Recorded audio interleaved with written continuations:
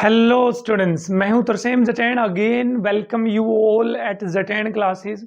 तो हमने स्टार्ट किया था चैप्टर बायोमोलिक्यूल्स। उसका फर्स्ट हाफ हमने वन शॉट वीडियो लेक्चर में कंप्लीट किया था और वो था कार्बोहाइड्रेट्स। यदि आपने अभी तक वो वाला पार्ट नहीं देखा है तो अभी आपको जो स्क्रीन पे आई बटन दिख रहा है आप इस पे जाइए और उस पार्ट को देखने के बाद अच्छी तरह से समझने के बाद यहाँ आइए। तो हम सेकेंड पार्ट वन शॉट का लेकर आ गए हैं, जिसमें आज हम डिस्कस करने वाले हैं प्रोटीन्स के बारे में और न्यूक्लिक एसिड और विटामिन्स और हमारे पास हॉर्मोन्स। इसको हम आज कंप्लीट करेंगे। तो दो वीडियो लेक्चर्स या दो वन शॉट वीडियोस में हमारे पास पूरा चैप्टर बायोमोलिक्यूल्स कंप्लीट होने वाला है। Let's start from proteins. What do we mean by protein? हमारी बॉडी में प्रोटीन का क्या काम है? देखिए, हमारी बॉडी में जो मसल्स बिल्डिंग का काम है वो बेसिकली कौन करते हैं? प्रोटीन्स करते हैं। जितनी भी आप दालें खाते हो, जैसे उड़द की दाल है, मूंग की दाल है, चने की दाल है, पल्सिस जितने भी हैं, उन सब में क्या प्रेजेंट होते हैं? प्रोटीन्स प्रेजेंट होते हैं। तो प्रोटीन्स के बारे में हम बाद में जानेंगे। उससे पहले प्रोटीन्स की जो बेसिक यूनिट होती है जिससे मिलकर प्रोटीन बनते हैं, बेसिक यूनिट, वो होती है हमारे पास अमीनो एसिड्स। क्या होती है? Amino acids. तो अमीनो एसिड्स के मिलने से क्या बनते हैं? प्रोटीन। एक अमीनो एसिड, दूसरा अमीनो एसिड, तीसरा अमीनो एसिड, चौथा अमीनो एसिड। जब अमीनो एसिड ऐसे एक लाइन में या किसी भी सीक्वेंस में आपस में ज्वाइन हो जाते हैं तो वो मिलकर हमारे पास क्या बनाते हैं? प्रोटीन्स बनाते हैं। What do we mean by amino acid? Basically जो प्रोटीन्स में अमीनो एसिड होते हैं वो होते हैं alpha amino acids. Alpha amino acids होते हैं। क्या होते हैं alpha amino acids? Why do they so called, कि उनको अल्फा अमीनो एसिड ही क्यों किया जाता है? देखिए यहाँ पर क्या होता है, हमारे पास एक कार्बन होता है, उस कार्बन पे लगा है COOH ग्रुप और उसी कार्बन पे लगा है NH2 ग्रुप। तो ये जो कार्बन है, जिस कार्बन पे फंक्शनल ग्रुप लगा हुआ है, इस कार्बन को अल्फा कार्बन बोलते हैं। और क्योंकि इस कार्बन पे अमीनो ग्रुप प्रेजेंट होता है, अमीन ग्रुप, इसलिए अल्फा अमीनो बोला जाता है। क्योंकि इसी कार्बन पे carboxylic acid means acidic group present होता है, इसलिए लिखा जाता है एसिड्स, इसलिए बोला जाता है अल्फा अमीनो एसिड्स। एक होती है यहां पर हाइड्रोजन और एक लगा होता है कोई आर ग्रुप। इस आर ग्रुप की वैल्यू कुछ भी हो सकती है। वो यदि आप इस आर ग्रुप की वैल्यू को चेंज करोगे, कभी हाइड्रोजन लगा दो, कहीं यहां पर मिथाइल लगा दो, तो उसके हिसाब से अलग अलग अमीनो एसिड्स हमारे पास बनते हैं। उनके बारे में हम बाद में जानेंगे। तो ये क्या है हमारे पास? Amino acid. ये जो अमीनो एसिड यहां बनाया है मैंने, this is the basic structure, basic structure of alpha amino acid. ये अल्फा अमीनो एसिड की बेसिक स्ट्रक्चर होती है। समझ गए? अल्फा का मतलब क्या? जहां फंक्शनल ग्रुप लगा जिस कार्बन पे, वो अल्फा कार्बन है। आर की वैल्यू कुछ भी हो जाएगी। हम जैसे जैसे हम टाइप्स ऑफ अमीनो एसिड्स पढ़ेंगे तो वहां पर ये आर की वैल्यू हम रखते चले जाएंगे और अलग अलग अमीनो एसिड्स हमारे बन जाएंगे। बेसिकली 20 अमीनो एसिड्स होते हैं हमारे पास, 20 अमीनो एसिड है। इसका मतलब आर की वैल्यू भी कितनी हो सकती है? 20 हो सकती है टोटल।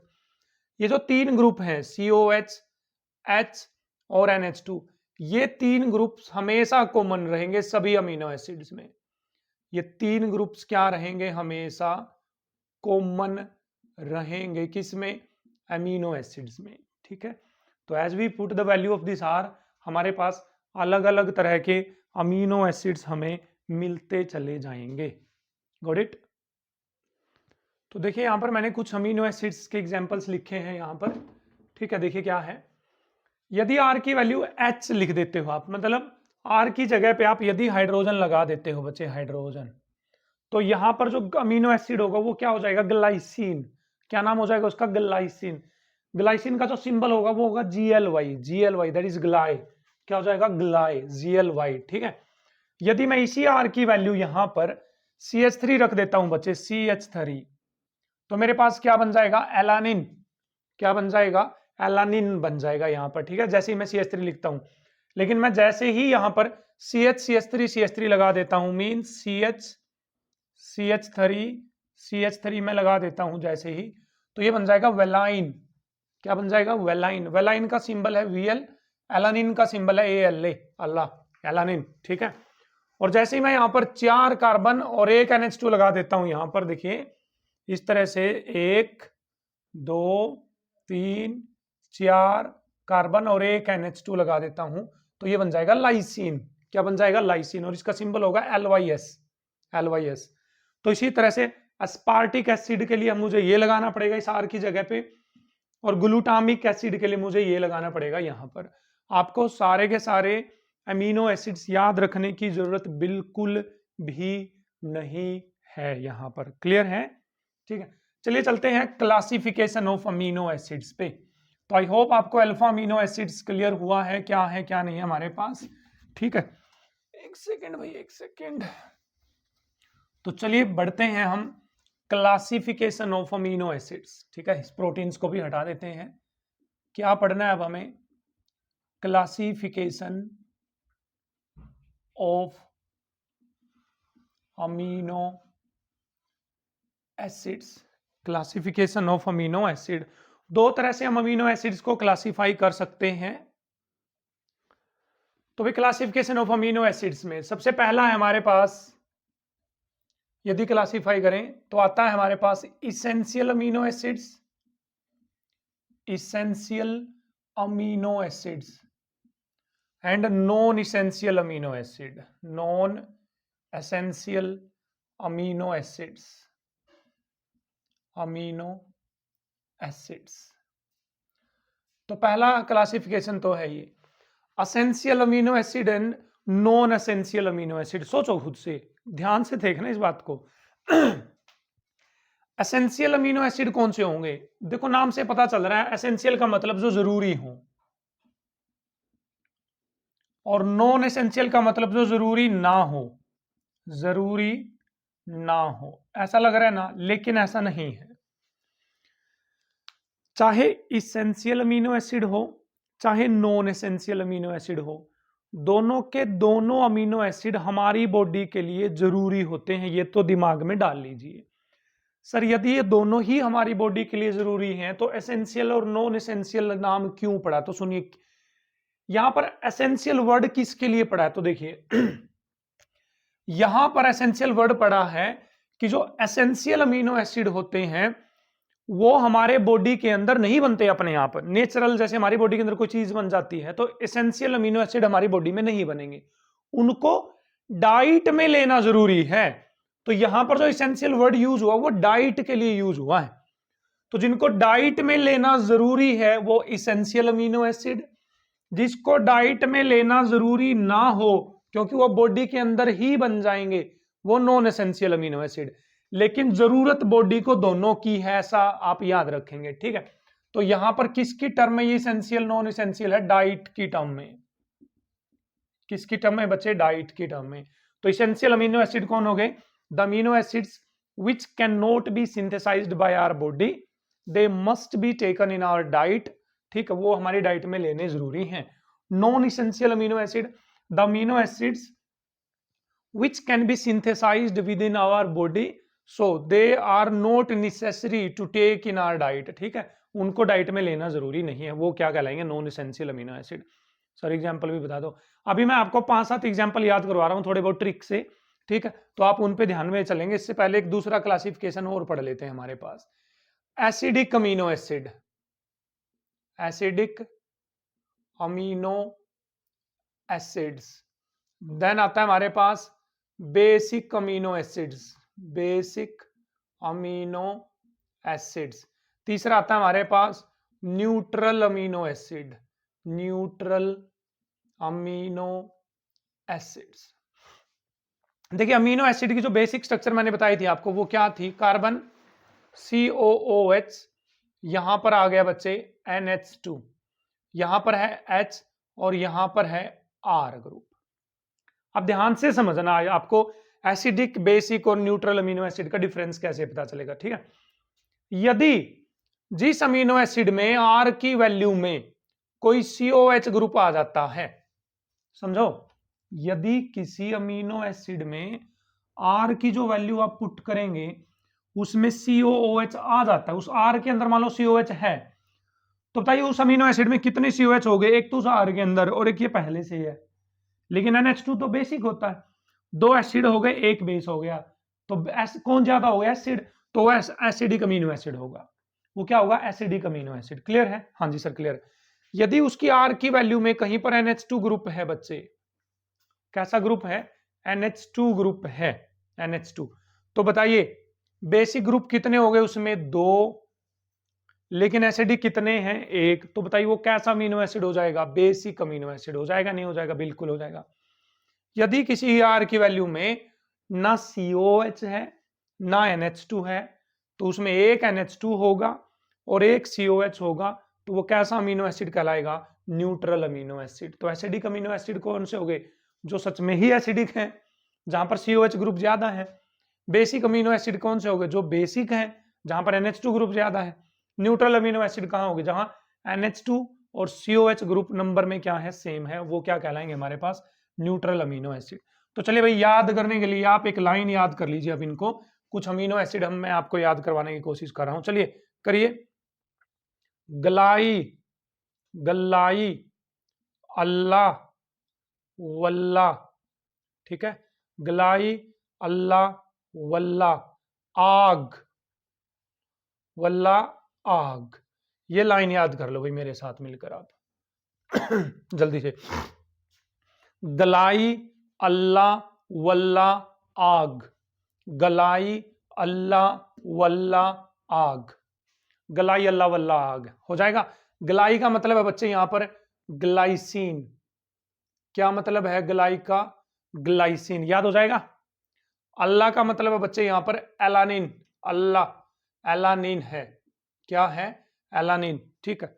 तो गलाई का मतलब ग्लाइसिन, अल्लाह का मतलब एलानिन, वल, वल, वल का मतलब है बच्चे यहां पर वेलाइन, क्या है, वेलाइन, क्लियर है फिर आते हैं आगे हमारे पास, वल में जो एल आ गई है, क्या आ गई है, एल, इसका मतलब है बच्चे ल्यूसीन, ल्यूसीन, क्या है, ल्यूसीन, ठीक है।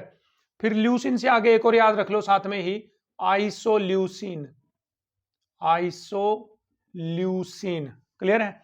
फिर एल 3 बार आएगी यहां पर देखो, एक बार ल्यूसिन में, एक बार आइसोल्यूसिन में, फिर एक बार आ जाएगा लाइसिन, लाइसिन, क्लियर। इस ए का कोई मतलब नहीं, यहां पर ए का मतलब है एस्पार्टिक एसिड, एस्पार्टिक एसिड है, और जी का मतलब है बच्चे यहां पर ग्लूटामिक एसिड, ग्लूटामिक एसिड। एक बार इस ट्रिक की हेल्प से इन सबको लाइन में याद करिए मेरी तरफ से, मेरी तरफ से मतलब सॉरी भाई। क्या है, गलाई, अल्लाह, वल्ला, आग। गलाई मीन्स ग्लाइसिन, अल्लाह मीन्स एलानिन, वल मीन्स वेलाइन, और एल का मतलब ल्यूसिन, और ल्यूसिन के साथ ही कौन आ जाएगा, आइसोल्यूसिन, है ना, ठीक है। फिर एल का मतलब हो जाएगा लाइसिन, और ए का मतलब हो जाएगा स्पार्टिक एसिड, और जी का मतलब हो जाएगा ग्लूटामिक एसिड, ग्लूटामिक एसिड। हो जाएंगे याद, हाँ जी सर बिल्कुल याद हो जाएंगे। तो चलिए फिर याद हो गए हैं तो चलिए अब देखो, ग्लाइसिन सबसे छोटा अमीनो एसिड है, तो यहां पर आर की वैल्यू होगी एच, क्या होगी आर की वैल्यू एच, क्लियर। एलानिन, तो अरे एच तो बहुत छोटी है, एक कार्बन तो दे दो बेचारी को, तो एलानिन बोला मैं हूं CH3, कौन हूं मैं, CH3। देखिए एलानिन में कितने कार्बन आ जाएंगे बच्चे, एक कार्बन आ जाएगा, कितने कार्बन आ जाएंगे, एक, क्लियर है। फिर आते हैं वेलाइन, वेलाइन बोला भाई CH3 मैं तेरे को 2 बार लगा दूंगा, किस पे, CH पे, ये लो CH3, CH3, ये क्या हो गया, वेलाइन। क्या बोला वेलाइन एलानिन को कि भाई CH3 मैं तेरे को 2 बार लगा दूंगा, किस पे, CH पे लग गया, तो ये है वेलाइन में आर की वैल्यू। ल्यूसिन कहां जाते हैं बच्चे, ल्यूसिन, ल्यूसिन बोला अरे इसमें तो 3 ही कार्बन, मैं तो एक कार्बन और बढ़ा दूंगा, एक कार्बन और बढ़ा दो इसमें, तो CH2, CH, CH3, CH3, बोलिए 3 तो ये थे और एक कार्बन और बढ़ गया, क्लियर। फिर आ गया हमारे पास आइसोल्यूसिन, आइसोल्यूसिन बोला भाई मैं रखूं तोगा 4 कार्बन, कितने कार्बन रखूंगा, 4, ये लो CH1, CH2 2, CH3 3, और नीचे की तरफ CH3 4, लेकिन जुड़ूंगा मैं यहां से, देखो इसके और जुड़ने में और इसके जुड़ने में फर्क है, ये तो लाइन में इस तरह से दूसरे कार्बन पे जुड़ा हो, ये ऐसे और ऐसे, बस जुड़ने में फर्क है ल्यूसिन और लाइसिन में। मैं एक बार इनको नीचे लिख दूं भाई थोड़ा सा, कौन है, लाइसीन, और क्या था मेरे पास, एस्पार्टिक एसिड, एस्पार्टिक एसिड, और क्या था मेरे पास, ग्लूटामिक एसिड, ग्लूटामिक एसिड। ठीक है, तो देखिए ग्लाइसिन सबसे छोटा अमीनो एसिड एच आएगी, एलानिन में CH3 आएगा, वेलाइन में CH3 आ जाएगा। ल्यूसीन बोला एक और कार्बन बढ़ा दूंगा मैं तो CH2 CH3 हो जाएगा। आइसोल्यूशन बोलेगा मैं इसमें कार्बन नहीं बढ़ाऊंगा, बस मैं जुड़ने में थोड़ा फर्क करूंगा, जहां से जुड़ूंगा ना उसमें फर्क हो जाएगा। बोला मैं तो ऐसे जुड़ूंगा, देखो ऐसे करके यहां से जुड़ूंगा। लाइसिन बोला भाई मेरे अंदर भी 4 कार्बन है, कितने, मेरे अंदर भी 4 कार्बन, लेकिन मेरे अंदर स्ट्रेट लाइन में आएंगे वो CH2 CH2 CH2 CH2, लेकिन मेरे लास्ट में NH2 आएगा एक, बस क्या आएगा, एक NH2, लाइसिन। इतनी देर में आ गया अस्पार्टिक एसिड, याद करो इसको। देखो अस्पार्टिक, एसिटिक एसिड अस्पार्टिक एसिड एक जैसे हैं या नहीं है, एसिटिक एसिड अस्पार्टिक एसिड एक जैसे हैं या नहीं है, सर बिल्कुल है। तो जो एसिटिक एसिड का फॉर्मूला होता है वही लिख दो बस, CH2COOH। हालांकि एसिटिक एसिड CH3COH होता है, लेकिन ये जुड़ेगा तो एक हाइड्रोजन तो हटानी पड़ेगी ना, बिल्कुल बिल्कुल। फिर आ गया मैं ग्लूटामिक एसिड, ग्लूटामिक एसिड बोला मैं एस्पार्टिक में एक और कार्बन बढ़ा दूंगा, बढ़ा दो, ये लो CH2 CH2 COOH। क्लियर है सर, बिल्कुल क्लियर है सर। मैं अब जिस पे स्टार लगा रहा हूं भाई, जिस पे मैंने स्टार लगाया, देखिए ये आ गया है स्टार, है आजा भाई बन जाओ स्टार। लाइसिन पे मैंने स्टार लगाया है, वेलाइन कहाँ है, वेलाइन ये रहा, वेलाइन पे मैंने स्टार लगाया है। और ल्यूसीन कहाँ पर है, ल्यूसीन ये रहा भाई, ल्यूसीन। और आइसोल्यूसीन कहाँ है, ये रहा। ये 4 पे मैंने क्या लगाया बच्चे, स्टार लगाया है। क्या लगाया, ल्यूसीन और आइसोल्यूसीन पे स्टार। जिस पे मैंने स्टार लगाया है, स्टार, वो है बच्चे इसेंशियल अमीनो एसिड। कौन से, सबके एग्जांपल लिखे मैंने इनमें आपके लिए भाई, धाकड़ ट्रिक बनाई है आप लोगों के लिए। जिसमें मैंने स्टार लगाया है वो इसेंशियल अमीनो एसिड है, जिसमें मैंने स्टार नहीं लगाया है इनमें से वो नॉन एसेंशियल अमीनो एसिड है। ट्रिक से याद करेंगे ना। एसिडिक अमीनो एसिड अब आप खुद से छांटिए भाई, एसिडिक कहां पर है, देखो जहां COH है, जिसमें ग्लूटामिक एसिड, बताइए एसिडिक अमीनो एसिड है या नहीं है। एस्पार्टिक एसिड, बताइए एसिडिक अमीनो एसिड है या नहीं है, सर बिल्कुल है। बेसिक अमीनो एसिड जिसमें NH2 ग्रुप है, देखो कहां पर है NH2 ग्रुप, लाइसिन में, ये रहा भाई लाइसिन में NH2 ग्रुप। तो लाइसिन क्या हुआ, basic amino acid. Neutral amino acid, glycine neutral है, एलानिन न्यूट्रल है, वेलाइन न्यूट्रल है, ल्यूसिन न्यूट्रल है, आइसोल्यूसिन भी क्या है, न्यूट्रल है। तो आप कितने एग्जांपल है, ये 2 2 4 1 5 और 3 8, सिर्फ ये 8 एग्जांपल याद कर लीजिए। आई होप मैंने आपको याद करवाने की कोशिश करी है। गलाई अल्लाह वल्ला आग, गलाई अल्लाह वल्ला आग, ठीक है। गलाई अल्लाह वल्ला आग, कर लेंगे याद, सर बिल्कुल कर लेंगे, ठीक है। चलिए भाई, चलिए वेरी गुड वेरी गुड। देखिए बेसिक अमीनो एसिड की स्ट्रक्चर थी हमारे पास, कार्बन COOH, यहां आ जाता था NH2, यहां पर आ जाता था H, और यहां आ जाता था R। बताइए यदि मैं ग्लाइसिन की बात करूं तो ग्लाइसिन में मेरे को यहां क्या लगाना पड़ेगा, H लगाना पड़ेगा। क्या ग्लाइसिन के केस में जो ये वाला कार्बन है ये कायरल है या नहीं है, बताओ। कायरल कार्बन है या नहीं। सर कायरल कार्बन कौन सा होता था, जिसके चारों ग्रुप, जो 4 ग्रुप लगे हुए हैं, यदि वो डिफरेंट है बच्चे, यदि वो अलग अलग हैं तो कायरल होता है। लेकिन इसमें तो 2 हाइड्रोजन एक जैसी आ गई, तो इसका मतलब ये कायरल नहीं होता। तो ग्लाइसिन ही एक ऐसा अमीनो एसिड है जो ऑप्टिकली इनएक्टिव होता है, मतलब उसमें कायरल कार्बन नहीं होता, कायरल कार्बन नहीं है इसमें कायरल कार्बन नहीं है। तो ये था हमारे पास classification of amino acid, essential, no essential, acidic, basic और न्यूट्रल। आई होप आपको अच्छे से क्लियर है। बढ़ते हैं नेक्स्ट पॉइंट की तरफ। तो चलिए स्टूडेंट्स, अमीनो एसिड में नेक्स्ट पॉइंट आ जाता है हमारे पास ज़्विटर-आयन। सीखना भाई आपको क्या होता है ज़्विटर-आयन, क्या नहीं होता है। देखिए देखते हैं क्या है। हमारे पास जो अल्फा अमीनो एसिड थे वो क्या थे, C डबल बॉन्ड OH, यहां पर कोई R ग्रुप है और यहां पर है हाइड्रोजन और यहां लगा हुआ है NH2। ध्यान से देखना, अब जब इसको पानी में आप डालते हो तो क्या होगा, ये एसिड यहां से H+ रिलीज करेगा, देखो H+ रिलीज करेगा, और इस नाइट्रोजन पे क्या है, लोन पेयर। तो ऐसा नहीं लग रहा कि ये जो लोन पेयर है ये इस H+ पे अटैक कर देगा। और जैसे ही H+ पे अटैक करेगा तो क्या बनेगा, देखिए यहां पर C R as it is, H as it is, यहां पर रह जाएगा COO नेगेटिव। देखो यहां पर नेगेटिव रह गया, H को कौन ले गया, NH2 ग्रुप, तो वहां पर क्या बन जाएगा, NH3 बन जाएगा। और क्योंकि नाइट्रोजन ने लोन पेयर दिया है तो नाइट्रोजन पे चार्ज आ जाएगा पॉजिटिव चार्ज। क्या आ जाएगा नाइट्रोजन पे बच्चे, पॉजिटिव चार्ज। तो बताइए डाईपोलर आयन बन गया नहीं बन गया, यहां पर डाईपोलर आयन। डाई का मतलब दो पोल का मतलब एक पॉजिटिव पोल और एक नेगेटिव पोल, आयन तो ये है ही हमारे पास। तो इसी डाईपोलर आयन को हम क्या बोलते हैं, ज्वीटर आयन बोलते हैं। क्या बोलते हैं बच्चे, इसी को ज्वीटर आयन बोला जाता है। मींस दो आयन है इसके अंदर, एक कैटायन है और एक क्या है, एनायन प्रेजेंट है। This is known as zwitter ion. ऐसा इसलिए पॉसिबल हुआ क्योंकि जो NH2 ग्रुप है और जो COH ग्रुप है वो सेम कार्बन पे लगे हुए हैं, तो पास पास होंगे।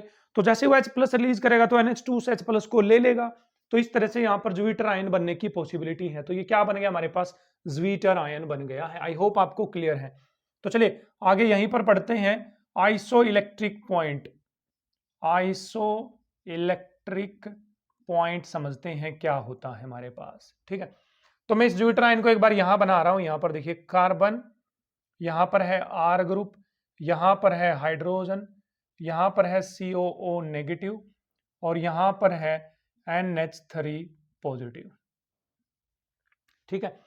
इस ज्वीटर आयन में यदि मैं बच्चे एसिड मिलाता हूं, क्या मिलाता हूं, एसिड। एसिड मतलब H+ मिलाने पड़ेंगे मेरे को, मतलब pH को मैं घटा देता हूं। तो बताइए यदि मैं एसिड मिलाता हूं इसमें और H+ देता हूं इसको, तो H+ को ये लेगा या ये लेगा, खुद सोचो, दिमाग लगाओ। H पे तो पॉजिटिव चार्ज है और इस पे नेगेटिव चार्ज है, तो बताइए ये वाला H+ को ले लेगा तो क्या बन जाएगा, ये देखिए NH3 positive as it is रहेगा, कार्बन एज इट इज रहेगा, hydrogen as it is, COOH रहेगा और यहां आ जाएगा R ग्रुप। तो बताइए उस टाइम पे इस ज्वीटर आयन पे कौन सा चार्ज आ जाएगा, पॉजिटिव चार्ज आ जाएगा बच्चे। क्या आ जाएगा इस ज्वीटर आयन पे, पॉजिटिव चार्ज आ जाएगा, नहीं आ जाएगा, इक्विलिब्रियम अटेन हो जाएगा, यहां पर पॉजिटिव चार्ज आ जाएगा। यदि मैं इसी के अंदर मैं बेस डाल देता हूं बच्चे, क्या डाल देता हूं, बेस। बेस मतलब OH नेगेटिव। अब बताइए OH नेगेटिव क्या करेगा, इसको तो H+ चाहिए, तो H+ उसको कहां से मिलेगी, देखिए यहां से मिलेगी ना H+। देखो इस पे 3 हाइड्रोजन, एक H+ यहां से ले लेगा, तो ये क्या बन जाएगा हमारे पास, NH2 कार्बन R H और यहां पर बच जाएगा COO नेगेटिव। तो उस टाइम पे हमारा जो अमीनो एसिड का ज्वीटर आयन बना था उस पे कौन सा चार्ज आ जाएगा, नेगेटिव चार्ज आ जाएगा। कौन सा चार्ज आ जाएगा, नेगेटिव चार्ज। तो समझो इस बात को ध्यान से, pH घटाने पर मतलब एसिड डालने पर पॉजिटिव चार्ज जनरेट हो रहा है, pH बढ़ाने पर मतलब बेस डालने पर नेगेटिव चार्ज जनरेट हो रहा है। ध्यान से समझना, यदि मैं सिर्फ pH को घटाता हूं, तो इस पे पॉजिटिव चार्ज आएगा। यदि पॉजिटिव चार्ज आएगा इस अमीनो एसिड पे, तो जो हम ऊपर से करंट लगाएंगे, इलेक्ट्रिसिटी लगाओ, मान लो इस पे करंट लगा दिया, तो बताइए किसी न किसी इलेक्ट्रोड की तरफ जाएगा नहीं जाएगा। तो ये जो पॉजिटिव चार्ज है ये कहां जाएगा, कैथोड की तरफ। कहां जाएगा बच्चे, कैथोड की तरफ। तो ये जाएगा कैथोड की तरफ और ये जाएगा एनोड की तरफ, क्योंकि इस पे नेगेटिव चार्ज है। कौन सा चार्ज है, इस पे नेगेटिव। तो इट मींस एसिड डालने पर कोई ना कोई इलेक्ट्रिक फील्ड के कारण इसमें मूवमेंट आएगी नहीं आएगी। जैसे आप करंट लगाओ तो दौड़ने लग जाएगा क्योंकि इस पे पॉजिटिव चार्ज है, और एक्सटर्नल इलेक्ट्रिक फील्ड की तरफ तो ये भी दौड़ने लग जाएगा क्योंकि इस पे नेगेटिव चार्ज है। यदि हमारे पास यदि कोई ऐसी pH है जिस pH पे जितने पॉजिटिव चार्ज हैं उतने ही नेगेटिव चार्ज हो जाएं, मतलब ये बैलेंस हो जाएं आपस में, बैलेंस, तो बताइए सिस्टम न्यूट्रल हो जाएगा नहीं हो जाएगा, क्या हो जाएगा, सिस्टम न्यूट्रल हो जाएगा नहीं हो जाएगा। और जैसे ही उस pH पे सिस्टम न्यूट्रल होगा तो एक्सटर्नल मैग्नेटिक फील्ड की तरफ तो अट्रैक्शन होगी नहीं किसी अभी पोलर आयन की। बोलिए क्यों, क्योंकि जितने पॉजिटिव उतने नेगेटिव आपस में हो जाएंगे न्यूट्रल, और जैसे ही वो आपस में न्यूट्रल हो जाएंगे तो एक्सटर्नल इलेक्ट्रिक फील्ड का कोई फर्क नहीं पड़ेगा। उस pH पे, जिस pH पे एक्सटर्नल इलेक्ट्रिक फील्ड की तरफ इनकी मूवमेंट नहीं होती, उस pH को बोला जाता है आइसो इलेक्ट्रिक पॉइंट। क्या बोलते हैं, आइसो इलेक्ट्रिक पॉइंट। आपके पास जो बुक है भाई उसमें हर अमीनो एसिड के लिए आइसो इलेक्ट्रिक पॉइंट दे रखा होगा, तो that is known as isoelectric point. समझो ना कुछ, आइसो मैंने एक जैसा, एक जैसा, एक समान। इलेक्ट्रिक मतलब चार्ज, मतलब जितना पॉजिटिव चार्ज हो जाए उतना ही नेगेटिव चार्ज हो जाए जिस पीएच पे, तो वो पीएच कहलाती है हमारे पास isoelectric point of that particular amino acid. Clear है? हाँ जी सर, बिल्कुल क्लियर है। ठीक है, आई होप भाई आपको यहां से क्लियर हुआ है कि किस तरह से अमीनो एसिड से ज्विटरायन बनेगा और ज्विटरायन से हमारे पास आइसो इलेक्ट्रिक पॉइंट का हम पता कर पाएंगे। तो चलिए स्टूडेंट्स, नेक्स्ट पॉइंट की तरफ बढ़ते हैं। अब अमीनो एसिड के मिलने से किस तरह से हम प्रोटीन बना पाएंगे, क्या बना पाएंगे? प्रोटीन। तो चलें, यस भाई, चलते हैं नेक्स्ट पॉइंट पे। और नेक्स्ट पॉइंट में प्रोटीन की तरफ मैं आपको लेकर जाऊंगा धीरे धीरे, और उसमें आ जाता है हमारे पास पेप्टाइड्स। क्या आ जाते हैं? पेप्टाइड्स। एक बार मैं चेक कर लूं स्क्रीन से ऑफ तो नहीं हो गए हम? हाँ जी, सही दिखाई दे रहा भाई। क्या आ गया है? पेप्टाइड्स। तो देखिए, मैं एक अमीनो एसिड यहां पर लिख रहा हूं, कोई भी कार्बन आर ग्रुप यहां पर मैं मान रहा हूं, यहां पर लिख दिया मैंने H, यहां लिख दिया है COOH, और यहां पर लिख दिया मैंने NH2। तो इसके साथ एक और दूसरा अमीनो एसिड जोड़ेंगे हम, देखते हैं कैसा अमीनो एसिड जोड़ेंगे। CnH2, that is R dash, that is COOH, नीचे आ जाएगा H। तो ये पहले वाला अमीनो एसिड है, ये दूसरे वाला अमीनो एसिड है। कितने अमीनो एसिड है? 2। तो खुद से सोचिए, यदि अमीनो एसिड पास में आएंगे तो यहां से तो OH और यहां से एक H, देखो यहां से एक, देखो ना NH2 है ना बच्चे, NH2 है ना, एक H को मैंने ऐसे लिख दिया। तो आपको नहीं लग रहा कि यहां से पानी बन जाएगा? क्या बन जाएगा? पानी। और पानी कहां बाहर भाग जाएगा? पानी यहां से। और इन दो अमीनो एसिड के बीच में क्या बन जाएगा? बॉन्ड बन जाएगा। तो मैं इस पानी को यहां से भगा दूं तो H2O भाई तू भाग जा, भाग जा भाई तू H2O। तो अब CO और NH2 के बीच में बन जाएगा बॉन्ड। तो ये जो CONH वाला बॉन्ड है, देखिए ये वाला बॉन्ड, इसको केमिस्ट्री लैंग्वेज में बोलते हैं अमाइड बॉन्ड। क्योंकि अमाइड नहीं होते, CONH2 फंक्शनल ग्रुप अमाइड का होता नहीं होता, लेकिन बायो मॉलिक्यूल्स क्योंकि हम पढ़ रहे हैं तो उस लैंग्वेज में इसको बोला जाता है पेप्टाइड बॉन्ड। क्या बोलते हैं इसको बच्चे? पेप्टाइड बॉन्ड बोलते हैं। This is known as peptide bond. क्या बोला जाएगा? ये पेप्टाइड बॉन्ड। कब? जब एक अमीनो एसिड का COH और दूसरे अमीनो एसिड का NH2 आपस में मिलकर वाटर लॉस करवा देते हैं वहां से, तो वहां पर बनता है पेप्टाइड बॉन्ड। ठीक है, क्लियर है? अब देखो, ये भी तो आगे से यहां से हाइड्रोजन आगे एक और पेप्टाइड बॉन्ड बनाएगी, बनाएगी नहीं बनाएगी? ये भी तो OH यहां से निकल कर आगे एक और पेप्टाइड बॉन्ड बनाएगा नहीं बनाएगा? तो इसका मतलब जब नंबर ऑफ पेप्टाइड बॉन्ड बहुत ज्यादा हो जाएंगे, उधर भी यहां से लेकर पता नहीं कहां तक पेप्टाइड बॉन्ड बनते रहे और यहां से लेकर पता नहीं कहां तक पेप्टाइड बॉन्ड बनते रहे, तो उस टाइम पे बन जाएगा हमारे पास पॉलीपेप्टाइड। क्या बन जाएगा बच्चे? उस टाइम पे हमारे पास पॉलीपेप्टाइड बन जाएगा। ठीक है, तो पेप्टाइड और पॉलीपेप्टाइड आपको क्लियर है? जब n number of peptide bond बन जाएंगे वो क्या क्या कहलाएंगे हमारे पास? पॉलीपेप्टाइड। और सिंपली हमारे पास जो पेप्टाइड बॉन्ड है वो आप सीख चुके हो। तो चलिए स्टूडेंट्स, एक बार पॉलीपेप्टाइड आपको जल्दी जल्दी बनाकर दिखा देते हैं। भाई देखिए, कार्बन है, यहाँ पर है R ग्रुप, यहाँ है H, यहाँ पर है COOH, यहाँ पर है NH2, फिर एक और कार्बन आएगा, यहाँ पर R आएगा, यहाँ पर H आएगी, यहाँ पर आएगा NH2 ग्रुप, यहाँ आएगा COOH, फिर एक और कार्बन आएगा, यहाँ पर R आएगा, यहाँ पर H आएगी, यहाँ पर आएगा COOH, यहाँ आ जाएगी हमारे पास NH2, फिर एक और कार्बन आएगा, यहाँ पर R आएगा, यहाँ पर आ जाएगी H, यहाँ पर आ जाएगा COOH, यहाँ पर आ जाएगा बच्चे NH2। इस तरह से जुड़ते चले जाएंगे। मान लेते हैं कि बीच में n यूनिट्स इसकी जुड़ चुकी हैं। कितनी यूनिट्स जुड़ चुकी हैं? n units. तो बताइए, यहां से वाटर लॉस हो जाएगा, तो यहां से बन जाएगा CONH, CONH। यहां से भी वाटर लॉस हो जाएगा तो यहां पर भी बन जाएगा CONH, यहां से भी वाटर लॉस हो जाएगा तो क्या बन जाएगा? CONH। अब सुनो, अब अमीनो एसिड कहीं ना कहीं तो खत्म होगा, यहां पर जाकर एंड तो होगा इसका कभी ना कभी चेन का, और यहां जाकर भी क्या होगा? इसका कहीं ना कहीं एंड होगा। ठीक है, यदि अमीनो जो पॉलीपेप्टाइड चेन है, यदि COH पे जाकर उसका एंड हो रहा है, कहां जाकर एंड हो रहा है बच्चे? COH पे, तो उसको बोला जाता है C टर्मिनल। क्या बोला जाता है? C terminal. C terminal, C मतलब कार्बन, C का मतलब यहां पर क्या है? कार्बन। मतलब सी का मतलब कार्बोक्सिलिक एसिड भी है यहाँ पर। कार्बोक्सिलिक एसिड पे यदि टर्मिनल मतलब वो चेन रुक रही है जाकर तो सी टर्मिनल। NH2 मींस अमीन पे, अमीन पे जाकर यदि वो टर्मिनल हो रही है तो इसका मतलब उसको बोला जाएगा एन टर्मिनल। क्या बोला जाएगा? N terminal. अब यदि एक आप लंबी चेन लोगे, किसकी? पेप्टाइड की लंबी चेन है, पॉलीपेप्टाइड की लंबी चेन, तो कहीं ना कहीं तो जाकर वो खत्म होगी ना। तो यदि वो कार्बोक्सिलिक एसिड पे खत्म हो रही है तो सी टर्मिनल, यदि वो नाइट्रोजन पे जाकर या अमीन पे जाकर खत्म हो रही है तो क्या हो जाएगा हमारे पास? एन टर्मिनल बोला जाएगा उसको। ठीक है, तो ये था हमारे पास पेप्टाइड के बारे में और पॉलीपेप्टाइड के बारे में।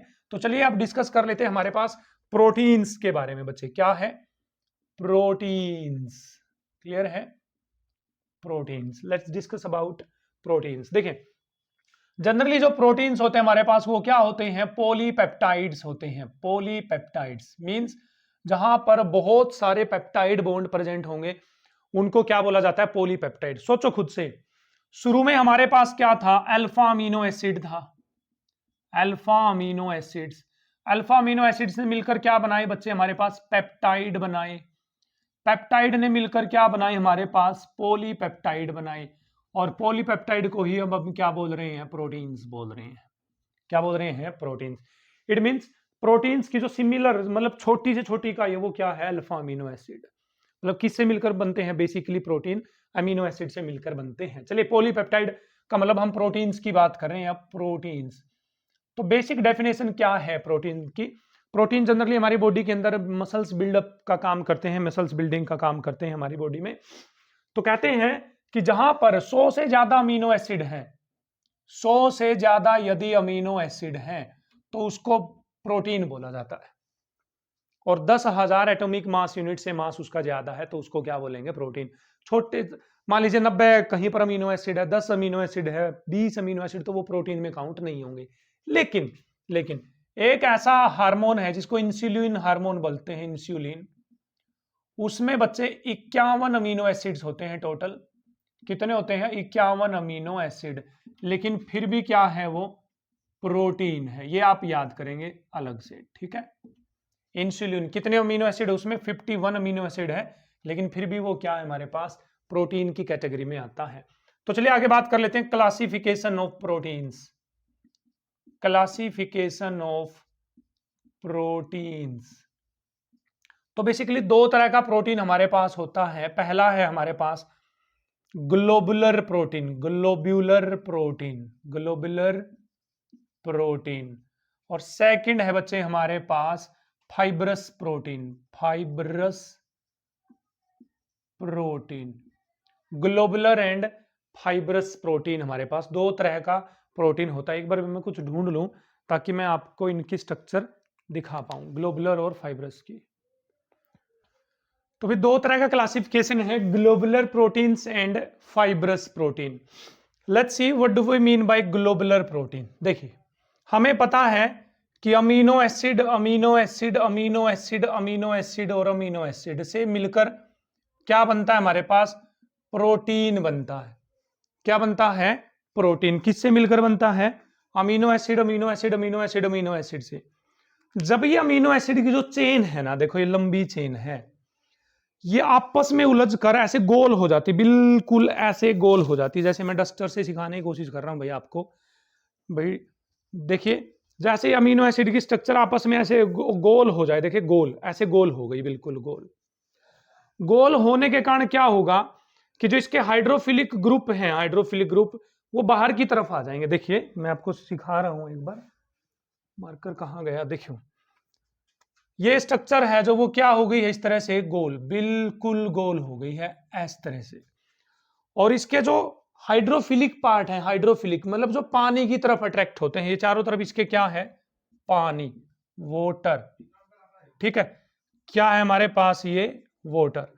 ये पानी की तरफ अट्रैक्ट हो जाते हैं, देखो पानी की तरफ, इस तरह से बाहर की तरफ, जिसके कारण जो ग्लोबुलर प्रोटीन होते हैं वो वोटर सोल्यूबल होते हैं।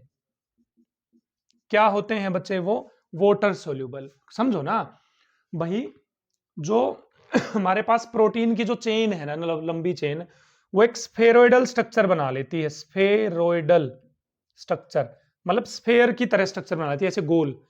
और स्फेयर की तरह स्ट्रक्चर बनने से उसके जो हाइड्रोफिलिक पार्ट है, जो पानी की तरफ अट्रैक्ट होते हैं, वो बाहर की तरफ आ जाते हैं बच्चे। कहां आ जाते हैं? बाहर बाहर बाहर, जिससे वो पानी में सोल्यूबल हो जाते हैं। तो ग्लोबुलर प्रोटीन पानी में सोल्यूबल होती हैं, स्फेरोइडल उनकी शेप होती है। अब एग्जांपल्स क्या क्या है सर ग्लोबुलर प्रोटीन के? तो यदि ग्लोबुलर प्रोटीन के यदि मैं एग्जांपल बताऊं, हीमोग्लोबिन बच्चे ग्लोबुलर प्रोटीन है। हीमोग्लोबिन क्या है? Globular protein. जितने भी एंजाइम्स हैं हमारी बॉडी में, एंजाइम्स, मोस्टली एंजाइम्स क्या है? ग्लोबुलर प्रोटीन्स हैं। हार्मोन्स हैं हमारी बॉडी में, हार्मोन्स क्या है? Globular proteins. सारे के सारे किस में काउंट करे जाएंगे? हमारे पास ग्लोबुलर प्रोटीन्स में काउंट करे जाएंगे। अब आ जाते हैं फाइब्रस प्रोटीन। फाइब्रस प्रोटीन में क्या होता है कि जो प्रोटीन की चेन्स हैं, भाई एक सेकंड रुक जाओ, ये प्रोटीन की चेन, इसमें निकालें कोई चेन। ये मान लीजिए एक प्रोटीन की ये चेन है, लंबी चेन है इस तरह से, ये एक चेन है, ठीक है, ये एक चेन है। और एक और मैं दूसरा डस्टर ले लेता हूं यहां पर, उसकी भी एक चेन बना लेता हूं।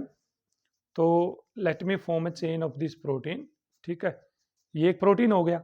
ये चेन आपस में लिपट जाती है इस तरह से, देखिए इस तरह से लिपट जाती है, कुछ इस तरह से लिपट गई, और लिपटने से इनकी कॉम्प्लेक्स स्ट्रक्चर बन जाती है, बॉन्डिंग के कारण स्ट्रॉन्ग स्ट्रक्चर इनकी बन जाती है, स्ट्रॉन्ग, बिल्कुल स्ट्रॉन्ग स्ट्रक्चर इनकी बन जाएगी।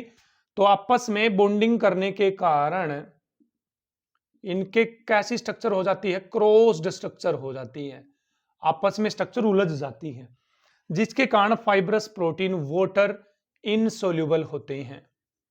क्या होते हैं बच्चे? Water insoluble. जैसे फाइब्रस प्रोटीन के मैं आपको एग्जांपल दूं, कैराटीन, आप लोगों ने सुना होगा कैराटीन, एक प्रोटीन होता है जो हमारे हेयर्स में प्रेजेंट होता है, स्किन में प्रेजेंट होता है, ऊन जो होती है वूल उसमें प्रेजेंट होता है, ठीक है, नेल्स में प्रेजेंट होता है, नाखून में। तो बताइए हमारे जो बाल हैं वो पानी में घुलते हैं क्या? नहीं घुलते, क्योंकि क्रॉस्ड या कॉम्प्लेक्स स्ट्रक्चर उनकी होती है। तो ये सारे किस में आने वाले? हमारे पास फाइब्रस प्रोटीन में आने वाले हैं। तो ये था हमारे पास क्लासिफिकेशन ऑफ प्रोटीन्स, कितने तरह का? दो तरह का, that is globular protein and fibrous protein. Globular protein की स्फेरोइडल स्ट्रक्चर होगी, वाटर सोल्यूबल होंगे। फाइब्रस प्रोटीन की कॉम्पैक्ट क्लोज्ड स्ट्रक्चर होगी, आपस में उलझी हुई स्ट्रक्चर, और जैसे कैराटीन वगैरह है ये सब है, तो ये फाइब्रस प्रोटीन है, वाटर इनसोल्यूबल होते हैं। Let's proceed to next point. तो चलिए स्टूडेंट नेक्स्ट पॉइंट की तरफ प्रोसीड करें, तो वो है हमारे पास स्ट्रक्चर ऑफ प्रोटीन्स। बेसिकली यदि हम प्रोटीन की स्ट्रक्चर की बात करें तो इसकी चार स्ट्रक्चर होती हैं, primary structure, secondary structure, tertiary structure और क्वाटरनरी स्ट्रक्चर। चार तरह की स्ट्रक्चर प्रोटीन की होती हैं। आपको पहली दो याद रखनी है, किस तरह से बनेंगी कोई यहां से इंपॉर्टेंट क्वेश्चन कुछ बनता नहीं है स्ट्रक्चर ऑफ प्रोटीन से, बस आपको समझना है। तो बात करें यदि हम प्राइमरी स्ट्रक्चर की, प्राइमरी स्ट्रक्चर की, तो क्या होता है बच्चे प्राइमरी स्ट्रक्चर में? सिंपल जो प्रोटीन है उसमें जो अमीनो एसिड है, amino acid amino acid amino acid amino acid amino acid amino acid जुड़ जाते हैं और एक स्ट्रेट चेन स्ट्रक्चर बन जाती है, सीधी चेन, ऐसी सीधी चेन। तो वही है प्राइमरी स्ट्रक्चर। क्या है प्राइमरी स्ट्रक्चर? जैसे बनाकर मैं दिखाता हूं आपको यहाँ पर प्राइमरी स्ट्रक्चर किस तरह से बनेगी। Let me draw the primary structure. आपको ऐसे ही बनानी है भाई। तो कौन सी स्ट्रक्चर बना रहा हूं मैं यहाँ पर? प्राइमरी। तो देखिए C double bond O, C double bond O के बाद क्या आता है? NH आता है, नहीं आता? SCONH बॉन्ड बन गया। फिर कौन आता है? कार्बन। कार्बन पे कौन होते हैं? R और कौन होते हैं? H। फिर आगे चलिए क्या आ जाएगा हमारे पास? C double bond O। फिर कौन आ जाएगा हमारे पास? NH, CONH आ गया। देखो से रिपीट करनी है आपको बार बार स्ट्रक्चर।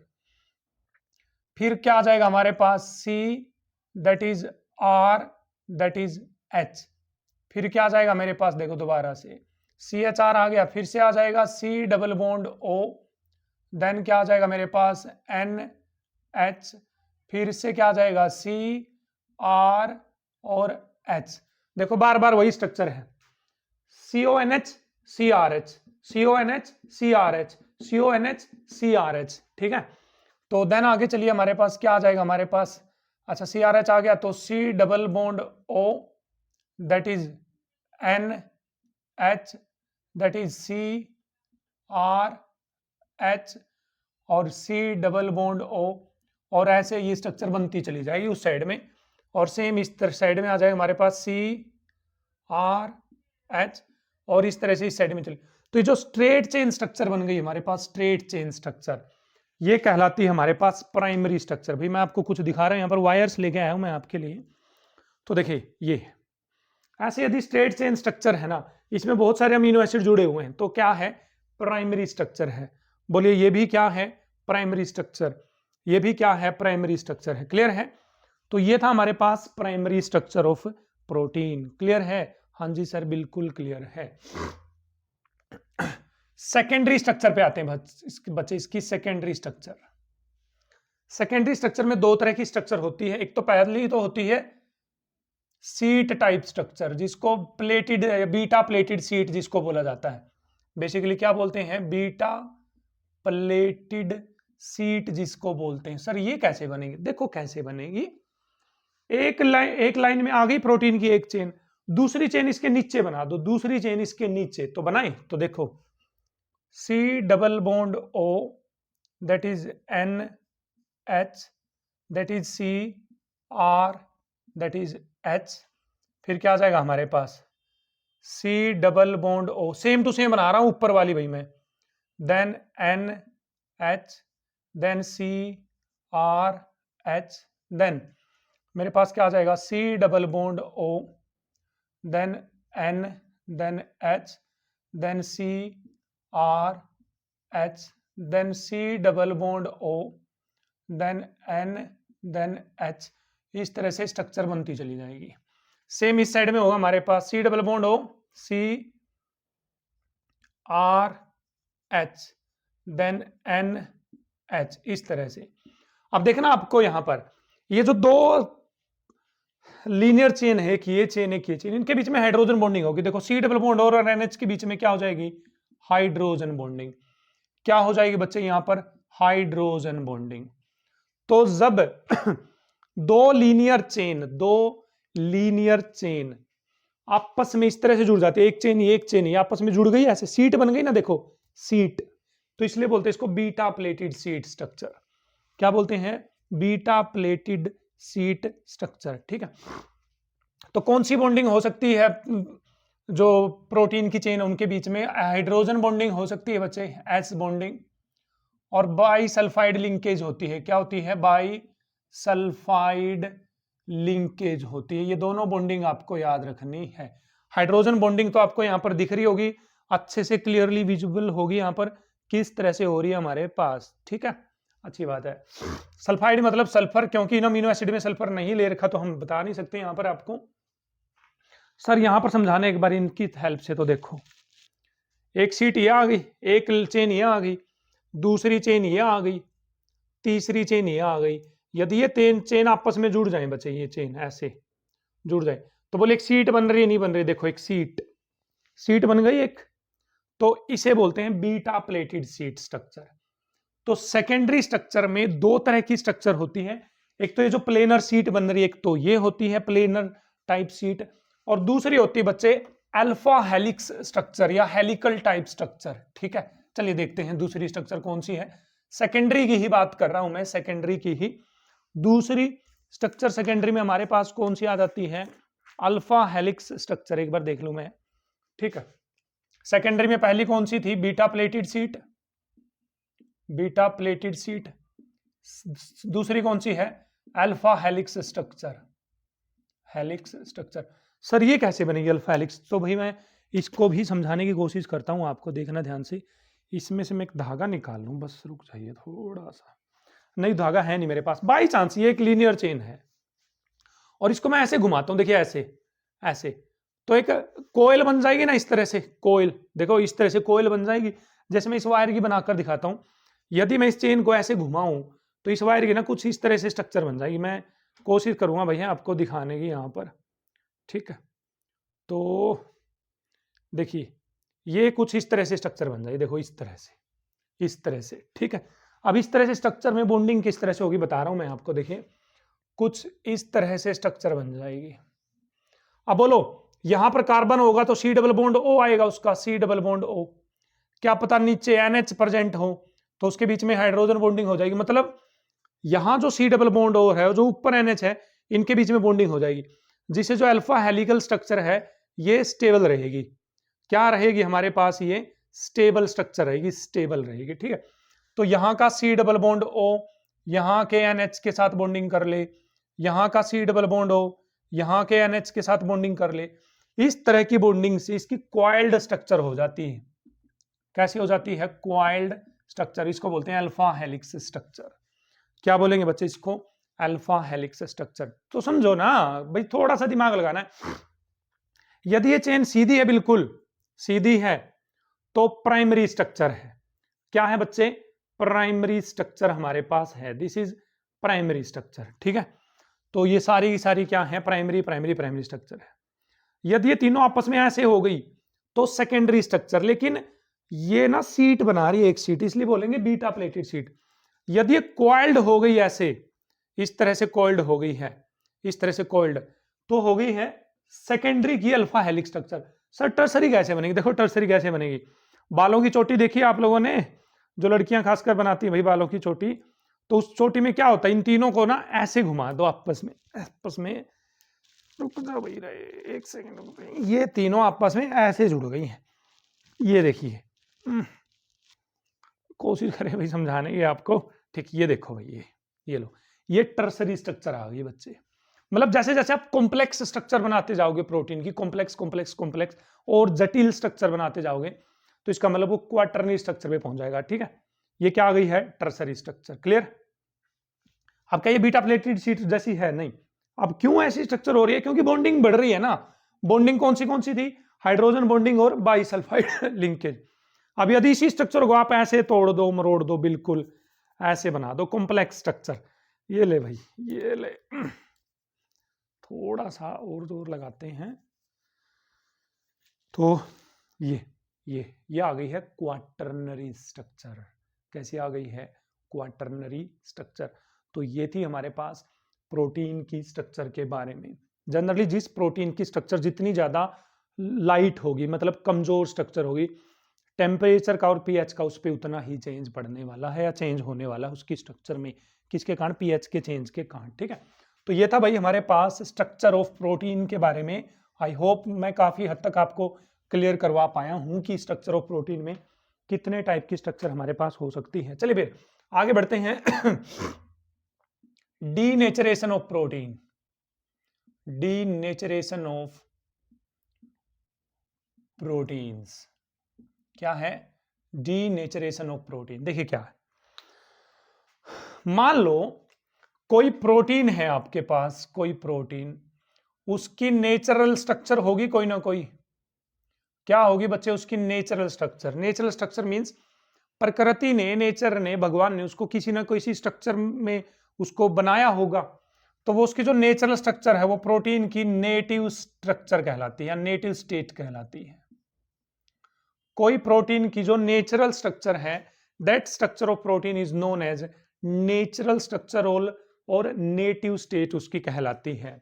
यदि आप उस प्रोटीन का पीएच चेंज करते हो बच्चे, या टेम्परेचर चेंज करते हो, या क्या चेंज करते हो, टेम्परेचर चेंज करते हो या पीएच चेंज करते हो, उसके कारण जो उसकी नेटिव स्ट्रक्चर है, नेटिव स्ट्रक्चर है वो खराब हो जाती है, उसमें गड़बड़ हो जाती है। इसको डीनेचरेशन ऑफ प्रोटीन बोला जाता है। जैसे ये स्ट्रक्चर है, मान लो क्वार्टरनरी स्ट्रक्चर है, इस प्रोटीन की नेचुरल स्ट्रक्चर क्वार्टरनरी है। अब मैंने क्या किया, इसको गर्म कर दिया, गर्म करने से इसके बीच के बॉन्ड ब्रेक होने लग गए हैं। अब क्या होने लग गए हैं, बॉन्ड इसके बीच के ब्रेक होने लग गए हैं। तो बोलिए अब ये क्वार्टरनरी से कहां आ गया है, सेकेंडरी में आ गया, सॉरी टर्सरी में आ गया। तो बोलिए ये क्या हो गया, डीनेचरेशन ऑफ प्रोटीन। अब मैंने और टेम्परेचर को ज्यादा किया, टेम्परेचर को ज्यादा किया, ज्यादा किया, तो बॉन्ड टूटते रहे टूटते रहे टूटते रहे, तो ये तीनों अलग अलग हो गए। देखिए इस तरह से, तो ये कौन सी स्ट्रक्चर में आ गए, सेकेंडरी में पहले बीटा प्लेटेड शीट बनेंगे और अलग होकर कहां जाएंगे, प्राइमरी में। तो इसका मतलब जो उसकी नेचुरल स्टेट थी, जो नेचुरल स्ट्रक्चर थी, उसमें तो गड़बड़ हुई ना टेम्परेचर चेंज करने से या पीएच चेंज करने से। This is known as a denaturation of protein. जैसे भाई आप एग को देखते हो, अंडे को आप देखते हो, अंडे के अंदर येलो कलर का प्रोटीन होता है, येलो कलर का प्रोटीन होता है। जब आप उसको गर्म करते हो तो वो हार्ड हो जाता है। इसका मतलब उसकी जो नेचुरल फॉर्म है वो उसमें क्या हो रहा है, चेंज हो रहा है due to change in temperature, temperature में चेंज होने के कारण। यह कहलाता है डीनेचरेशन ऑफ प्रोटीन। यदि कहीं पर यदि कहीं पर आप उस पीएच के चेंज को या टेम्परेचर के चेंज को खत्म कर देते हो, न्यूट्रल कर देते हो, तो वो प्रोटीन दोबारा से अपनी नेटिव स्टेट में आ जाता है। जरूरी नहीं कि आए, लेकिन कुछ प्रोटीन आ जाते हैं अपनी नेचुरल स्टेट में। इसको बोला जाता है रीनेचरेशन ऑफ प्रोटीन। क्या बोलते हैं बच्चे हमारे पास इसको? रीनेचरेशन ऑफ प्रोटीन्स बोला जाता है। तो आई होप आपको denaturation of protein, renaturation of protein क्या होता है ये अच्छे से क्लियर हुआ है। क्लियर है? हाँ जी सर, ये बिल्कुल क्लियर है हमें। ठीक है, चलिए भाई, अच्छी बात है। तो यहां तक था हमारे पास प्रोटीन्स का टॉपिक। तो भाई नेक्स्ट टॉपिक जो हम लेकर आ रहे हैं आपके लिए वो होने वाला है न्यूक्लिक एसिड्स। तो चलिए बढ़ते हैं न्यूक्लिक एसिड्स की तरफ। तो चलिए स्टूडेंट्स प्रोसीड करते हैं न्यूक्लिक एसिड्स की तरफ। न्यूक्लिक एसिड्स नाम से आपको पता चल रहा कुछ न्यूक्लियस वगैरह वर्ड से, या आई थिंक कहीं से कहीं ओरिजिनेट हुआ है। इसका ओरिजिन इसका न्यूक्लिक है, मतलब न्यूक्लियस है। तो क्या होते हैं न्यूक्लिक एसिड? देखिए, अब डेली मर्रा की लाइफ में आपके दोस्तों से मिलते हैं, आप बहुत सारे लोगों से मिलते हैं, तो जनरली आप ये पाएंगे कि वो जो लोग हैं जिनसे आप मिलते हैं वो कहीं ना कहीं अपने माता पिता या दादा दादी जी के साथ थोड़े बहुत मेल खाते मिलेंगे। किसी की फेस उनसे मिलता होगा, या बोलने का स्टाइल, या फिर जो उनके गुण हैं, कर्म स्वभाव जिसको बोला जाता है, बिल्कुल अपनी लैंग्वेज में हिंदी में बात करें तो कहीं ना कहीं उनकी करेक्टरिस्टिक्स, उनके जो पूर्वज हैं, दादा परदादा हैं, माता पिताजी हैं, नाना नानी हैं, उनसे थोड़े बहुत मेल खाएंगे किसी ना किसी पॉइंट ऑफ व्यू से।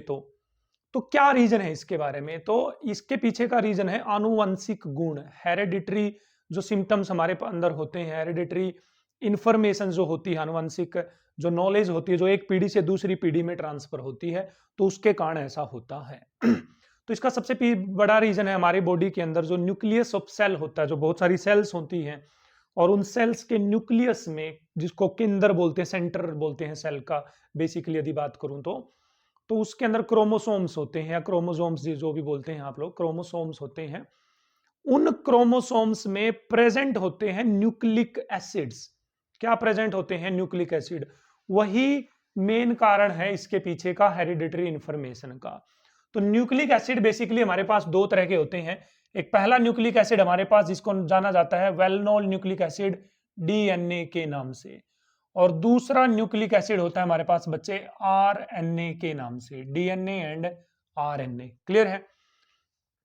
तो जो डीएनए इसकी फुल फॉर्म की यदि बात करूं तो मैं होता है हमारे पास बच्चे deoxy ribo nucleic acid, nucleic acid. RNA की बात करूं तो मेरे पास होता है ribo nucleic acid, ribo nucleic acid हमारे पास होता है। कौन? आरएनए। ठीक है, डीऑक्सी राइबो न्यूक्लिक एसिड, और वो क्या होता है? राइबो न्यूक्लिक एसिड हमारे पास होता है। तो बेसिकली जब डीएनए और हम आरएनए को पढ़ेंगे तो इनके अंदर बेसिकली तीन कंपोनेंट सबसे मेन होते हैं दोनों के अंदर। क्या होते हैं? तीन कंपोनेंट्स होते हैं इन दोनों के अंदर जो सबसे मेन है। सबसे पहला जो ग्रुप है जो दोनों के अंदर प्रेजेंट होता है वो होता है बच्चे सुगर। सुगर दोनों में प्रेजेंट होती है। सेकंड है हमारे पास, सुगर के बाद यदि बात करूं तो एक होता है हमारे पास फॉस्फेट ग्रुप, फॉस्फेट ग्रुप होता है, ये भी दोनों में प्रेजेंट होता है।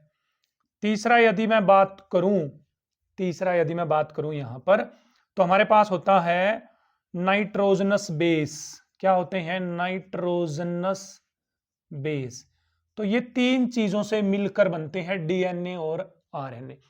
इनके बीच में क्या डिफरेंस है, क्या डिफरेंस नहीं, ये हम बाद में बात करेंगे एक बार। उससे पहले आप ये रट लीजिए कि इन तीनों में सुगर होती है, फॉस्फेट ग्रुप होता है, नाइट्रोजनस बेस होता है, इनकी बेसिक स्ट्रक्चर के अंदर। हाँ, सुगर इसमें कौन सी होती है, इसमें कौन सी होती है, वो जब हम इनकी स्ट्रक्चर पढ़ेंगे उसमें पढ़ेंगे। फॉस्फेट ग्रुप दोनों में एक जैसा होता है। नाइट्रोजन बेस, इसमें कौन सा नाइट्रोजनस बेस होता है, इसमें कौन सा नाइट्रोजनस बेस होता है, वो भी अभी हम थोड़ी देर में पढ़ने वाले हैं।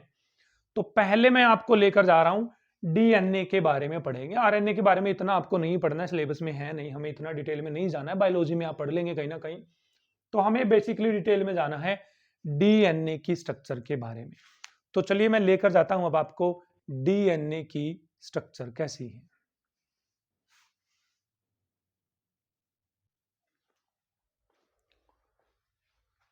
तो चलिए स्टूडेंट्स देखते हैं डीएनए की स्ट्रक्चर के बारे में, पढ़ते हैं कैसा होता है डीएनए। डीएनए की फुल फॉर्म है डीऑक्सी राइबो न्यूक्लिक एसिड हमारे पास।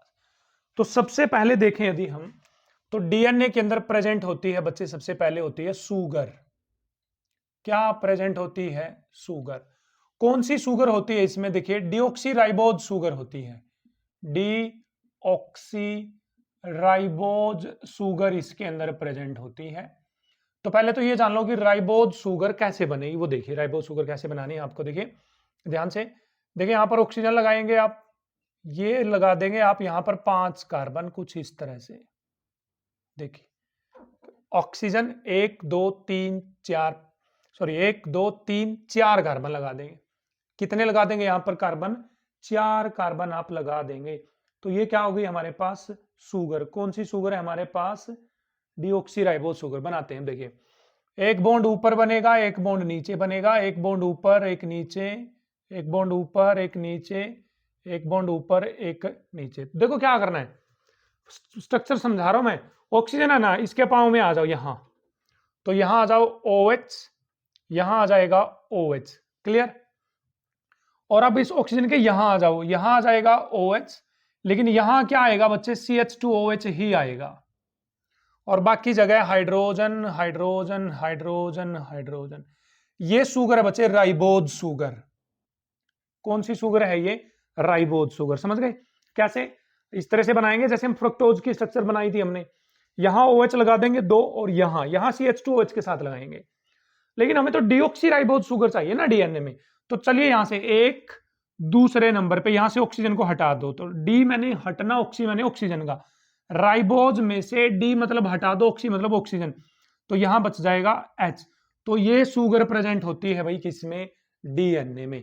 इस शुगर को जाना जाता है डीऑक्सी राइबोज के नाम से। भाई किसके नाम से जाना जाता है इसको? डीऑक्सी राइबोज के नाम से जाना जाता है। क्लियर है?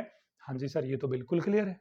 ठीक है, अच्छी बात है। अब दूसरा जो ग्रुप होता है इसके अंदर, वो होता है बच्चे नाइट्रोजनस बेस। Nitrogenous base. अब सर नाइट्रोजन बेस कहां पर? देखो ये 2 तरह के नाइट्रोजन बेस होते हैं भाई। प्यूरिन में 2 बेस आते हैं, प्यूरिन में 2, एडेनिन और गुआनिन। पिरिमिडिन में 3 बेस आते हैं, यूरेसिल, थाइमिन और साइटोसिन। आपको इनकी स्ट्रक्चर बिल्कुल भी याद नहीं करनी है, टेंशन मत लीजिए आप, लेकिन इनके नाम याद होने चाहिए। प्यूरिन में 2 आते हैं, एडेनिन और गुआनिन। पिरिमिडिन में 3 आते हैं, यूरेसिल, थाइमिन और साइटोसिन।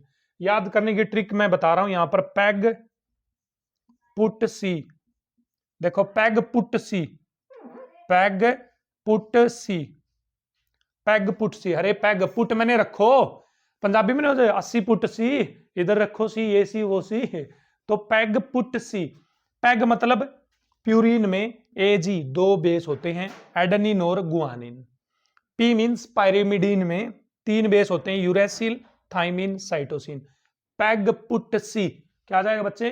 पैग पुट सी आ जाएगा हमारे पास। क्लियर है सर? बिल्कुल क्लियर हो गया है सर, बिल्कुल क्लियर हो गया है। ठीक है, अच्छी बात है। तो चलें, तो नाइट्रोजन बेस कौन से होते हैं डीएनए में, याद रखना आपको। देखिए एडेनिन गुआनिन होते हैं दोनों, एडेनिन भी होता है गुआनिन। इसमें से थाइमिन और साइटोसिन होते हैं, थाइमिन और साइटोसिन। इसका मतलब यूरेसिल डीएनए में नहीं होता, यूरेसिल डीएनए में नहीं होता, याद रखना है आपको। पूछेंगे 1 नंबर में क्वेश्चन, बताइए डीएनए में कौन से बेस होते हैं? प्यूरिन वाले तो दोनों होते हैं, एडेनिन भी गुआनिन भी, लेकिन पिरिमिडीन में से यूरेसिल नहीं होता किसमें? डीएनए में। अब तो इसका मतलब यहां पर नाइट्रोजनस बेस में से कौन कौन जुड़ सकते हैं इसमें? एडेनिन, कौन जुड़ सकता है? गुआनिन, कौन सुन सकता है? साइटोसिन, साइटोसिन, कौन आ सकता है? Thymine, thymine. ये हो सकते हैं नाइट्रोजन बेस, ये रहेगा यहां पर। स्ट्रक्चर याद नहीं करनी, नाम याद करना। तीसरा ग्रुप होता है बच्चे phosphate group. Phosphate group, phosphate group का मतलब है जो फॉस्फोरिक एसिड होता है H3PO4, उसको जोड़ना है बस आपको। फॉस्फोरिक एसिड को। इसमें से तीनों हाइड्रोजन हटा दो तो क्या बच गया, PO4 3 नेगेटिव बच गया, तो ये होता है फॉस्फेट ग्रुप। तो ये 3 बेसिक स्ट्रक्चर में होते हैं किसके, डीएनए की में। शुगर ये वाली है, क्या नाम है इसका, डिऑक्सीराइबोज शुगर। नाइट्रोजनस बेस है, फॉस्फेट ग्रुप, PO4 3 नेगेटिव। अब इनको जोड़कर दिखाऊंगा मैं आपको, टेंशन मत लीजिए। देखो जो नाइट्रोजनस बेस है उनकी आईयूपीएसी नेमिंग शुरू होगी 1 2 3 4 5 6 ऐसे से, क्योंकि उसके अंदर 1 2 3 4 5 नेमिंग ऐसे शुरू होगी नाइट्रोजनस बेस के अंदर। तो इसका भी पर्पज मैं समझाऊंगा आपको कैसे है। तो चलिए अब इन तीनों को जोड़कर देखते हैं, जोड़कर हम डीएनए बनाने की कोशिश करेंगे आज। क्या बनाने की कोशिश करेंगे बच्चे, डीएनए। ठीक है, इसको मिटा दे रहा हूं मैं यहां पर तो चलिए जोड़ते हैं। तो यहां पर बना रहा हूं मैं शुगर, देख लीजिए बस एक बार। हाँ, ऊपर से स्टार्ट करते हैं। ये कुछ ये ऐसे ऐसे ऐसे ऐसे, ठीक है। तो यहां पर क्या आएगा, OH H, यहां पर H H, यहां पर OH H, यहां पर H, यहां पर आएगा CH2OH। क्या आ जाएगा बच्चे, यहां पर CH2OH आ जाएगा। ठीक है, हाँ जी सर बिल्कुल। तो देखो इनमें से कोई भी एक बेस उठा लो, एक बेस मैंने एडेनिन उठा लिया, तो एडेनिन लगेगा बच्चे यहां पर। यहां पर देखिए कुछ इस तरह से नाइट्रोजन लगाकर आप ऐसे बना दीजिए, बस गोल करके लिख दीजिए एडेनिन। एडेनिन जुड़ गया। इसमें कितनी यूनिट जुड़ी हैं, 2 2। क्या क्या जुड़ा है इसमें, शुगर, शुगर प्लस बेस। कौन जुड़ा है, शुगर प्लस बेस। तो जहां पर सिर्फ 2 यूनिट जुड़ी होती हैं शुगर और बेस की, सिर्फ 2 यूनिट, एक शुगर और एक बेस, ये 2 हैं बस, तो उसको बोला जाता है बच्चे न्यूक्लियोसाइड। क्या बोलते हैं बच्चे, न्यूक्लियोसाइड। आपसे पेपर में पूछ सकते हैं what do you mean by nucleoside. A nucleoside is formed when sugar molecule is attached with nitrogenous base. जब शुगर मॉलिक्यूल नाइट्रोजनस बेस से जुड़ा होता है तो वो कहलाता है न्यूक्लियोसाइड। क्लियर है, हाँ जी सर क्लियर है, न्यूक्लियोसाइड हमें क्लियर है। तो इसको साइड में लिख देता हूं मैं, न्यूक्लियोसाइड। न्यूक्लियोसाइड कैसे बनेगा, शुगर प्लस बेस से मिलकर। तो यहां पर बेस कौन लगा दिया हमने, एडेनिन लगा दिया भाई। अब सर फॉस्फेट ग्रुप भी जोड़ के देखो ना, तो फॉस्फेट ग्रुप में होता है हमारे पास H3PO4 हमें जोड़ना होता है। इसकी स्ट्रक्चर बना देता हूं मैं, P double bond O that is OH OH OH। देखिए H3PO4, तो इसको जोड़िए यहां इस कार्बन पे बचे, इस कार्बन पे। अब आप आ जाओ काम, अब काम की बात पर आ जाते हैं। देखो मैंने कहा था इसकी आईयूपीएसी नेमिंग कैसे करोगे, 1 2 3, तो यहां तो 1 2 3 तो यहां आ जाएगा। तो इसकी आईयूपीएसी नेमिंग में ऐसे किया जाएगा, 1 डैश 1 डैश, ये दूसरा है तो 2 डैश, ये तीसरा है तो 3 डैश। ठीक है, ठीक लिख रहा हूं ना मैं, हाँ। ये चौथा है तो 4 डैश, और ये पांचवा है तो 5 डैश। इसके आईयूपीएसी नेमिंग में डैश लगाएंगे आप डीएनए वाली में। ठीक है, अच्छी बात है। तो बोलो इसको जोड़ना है हमें इसके साथ, तो इस CH2OH को ना देखो मैं ऐसे लिख दूं, एक बार ऐसे बना दूं, हाँ थोड़ा सा ऊपर, CH2OH ऐसे बना दूं भाई। स्क्रीन से बाहर तो नहीं हुए, एक बार मैं देख लूं, स्क्रीन से बाहर तो नहीं गए, अच्छी बात नहीं गए। तो इस फॉस्फेट ग्रुप को उठाकर यहां ले आओ भाई, यहां ये डीएनए को हटना पड़ेगा भाई, तेरे को डीएनए जाना पड़ेगा यहां से, डीएनए। देखो इसको एज इट इज में उठाकर यहां लेकर आ रहा हूं, P double bond O OH OH OH OH OH और एक और OH। क्लियर है, जुड़ गया। देखो लिख दिया मैंने, वही H3PO4 ही लिखा है ना, एज इट इज, सही है सर बिल्कुल। अब यहां से देखिए बच्चे वाटर लॉस हो जाएगा, नहीं लॉस हो जाएगा, देखो वाटर H2O, क्या लॉस हो जाएगा, वाटर। हाँ जी सर बिल्कुल लॉस हो जाएगा, यहां से हो जाएगा वाटर लॉस। तो यहां पर क्या बन जाएगा, PO और CH2 के बीच में बॉन्डिंग बन जाएगी। ठीक है, और ये वाला O ऊपर बॉन्डिंग करेगा, देखो ऊपर की तरफ बॉन्डिंग करेगा, पता नहीं किसके साथ करेगा, वो नीचे से दिखा दूंगा मैं आपको जब नीचे बॉन्डिंग करके दिखाऊंगा। और यहां से H भाग जाएगी तो इस पे आ जाएगा नेगेटिव चार्ज। तो इसमें हमने 3 यूनिट जोड़ दी है, 3 यूनिट। क्या क्या जोड़ दी हमने इसमें, 3 यूनिट कौन सी जोड़ दी हमने, sugar plus base plus phosphate group. कौन जोड़ दिया, फॉस्फेट ग्रुप। तो इसको बोला जाता है बच्चे न्यूक्लियोटाइड। क्या बोलते हैं इसको, न्यूक्लियोटाइड। न्यूक्लियोटाइड बोलते हैं। क्लियर? अब ऐसा ऐसा एक और नीचे बनाओ, चलो नीचे बनाकर दिखाता हूं मैं आपको ऐसा ऐसा एक और, चलिए दिखाते हैं भाई। ऑक्सीजन,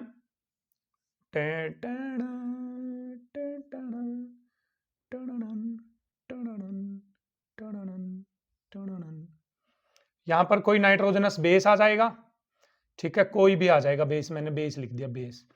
यहां पर आ जाएगी H, यहां पर H, यहां पर H, यहां पर H, यहां पर OH, यहां पर H, यहां पर CH2, देखो यहां पर CH2, फिर CH2 के बाद O, CH2 के बाद O, O के बाद P, O के बाद P, double bond O, double bond O, O negative, O negative, ऊपर आएगा OH, आना तो चाहिए था OH, है ना। तो देखो तीसरा कार्बन पकड़ना है आपको, तीसरा तीसरा, ऊपर से तो पांचवा, देखो 1 dash, 2 dash, 3 dash, 4 dash, 5 dash, ऊपर से तो पांचवा और नीचे थे तीसरा तीसरा तीसरा। तो देखो यहां से वोटर लॉस हो जाएगा बच्चे, क्या लॉस हो जाएगा? वोटर। तो यहां से हो जाएगा वोटर लॉस, क्या लॉस हो जाएगा? वोटर। इसी तरह से ये यहां 3 से नीचे जाएगा ऑक्सीजन, ये फिर बॉन्डिंग बनाएगा, तो क्या बन जाएगा? P double bond O, that is O negative, that is O, that is CH2, और फिर से कुछ इसी तरह से हमारे पास बॉन्डिंग हो जाएगी, ये कुछ ऐसे, यहां पर H आ जाएगी। स्क्रीन से मुझे लग रहा है कि मैं बाहर चला गया हूं, अब आई होप कि चला गया हूं। H, H, यहां पर आ जाएगा बच्चे N, फिर यहां पर फिर से नाइट्रोजनस बेस आ जाएगा, कोई ना कोई नाइट्रोजनस बेस, ठीक है। यहां पर आ जाएगा H, ये हो जाएगा 1 डैश, ये हो जाएगा 2 डैश, ये हो जाएगा 3 डैश, ये हो जाएगा 4 डैश, ये हो जाएगा 5 डैश, क्या हो जाएगा? ये 5 डैश हो जाएगा, ठीक है। तो इस तरह से हमारे पास ये डीएनए का एक स्ट्रैंड बन गया है, पूरे पूरा एक स्ट्रैंड डीएनए का, किसका बन गया है? डीएनए का। क्लियर है? हाँ जी सर, ये तो हमें हलवा क्लियर हो गया भाई। आई होप आपको ये अच्छे से क्लियर हुआ है डीएनए की स्ट्रक्चर है। चलिए ठीक है, अच्छी बात है। अब ध्यान से समझो, मैं इस डीएनए के स्ट्रैंड को ऐसे ऐसे गोल गोल घुमाता घुमाता ऐसे बना दूं, डीएनए का स्ट्रैंड देखिए ऐसे ऐसे बना दूं इस डीएनए के स्ट्रैंड को, हाँ बना दूं, हाँ जी सर बना दो। तो कुछ इस तरह से बना दूं, मैं इस तार की हेल्प से बना दूं इसको, इस डीएनए के स्ट्रैंड को मैं कुछ ऐसे बना देता हूं हेलिकल स्ट्रक्चर की तरह, ठीक है।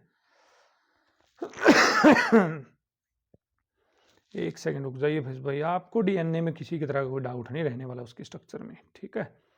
ये पढ़ने के बाद, बायोमोलिक्यूल पढ़ने के बाद मेरे से, ठीक है। तो ये लो भाई, मैंने ये डीएनए का स्ट्रैंड बना दिया है यहाँ पर वायर की हेल्प से, ठीक है। किसकी हेल्प से बना दिया है मैंने? इसको वायर की हेल्प से बना दिया है, ठीक है। रुक जा भाई, कहाँ जाएगा तू? कैसे है अनहोनी हर आंख हुई नम, छोड़ गया वो। ये आ गया डीएनए का एक स्ट्रैंड। अब ध्यान से बताइए आप मेरे को सोचकर, यदि इस डीएनए के स्ट्रैंड में नीचे से स्टार्टिंग 3 डैश कार्बन से हो रही है, इसको मैं क्या मान लूं बच्चे? 3 डैश कार्बन, 3 डैश, तो ऊपर एंडिंग कहां होगी? पक्का 5 डैश पे होगी, तो कहां एंडिंग होगी? 5 डैश पे, है ना सर? बिल्कुल क्लियर। अब क्या करो, इसी स्ट्रैंड को पकड़ो, ऐसे पलटो, देखो यहां से पकड़ा, ऐसे पलट दिया, देखो ऐसे पलट दिया, ठीक, और ऐसे भी पलट दो, समझो ना इस पॉइंट को ध्यान से।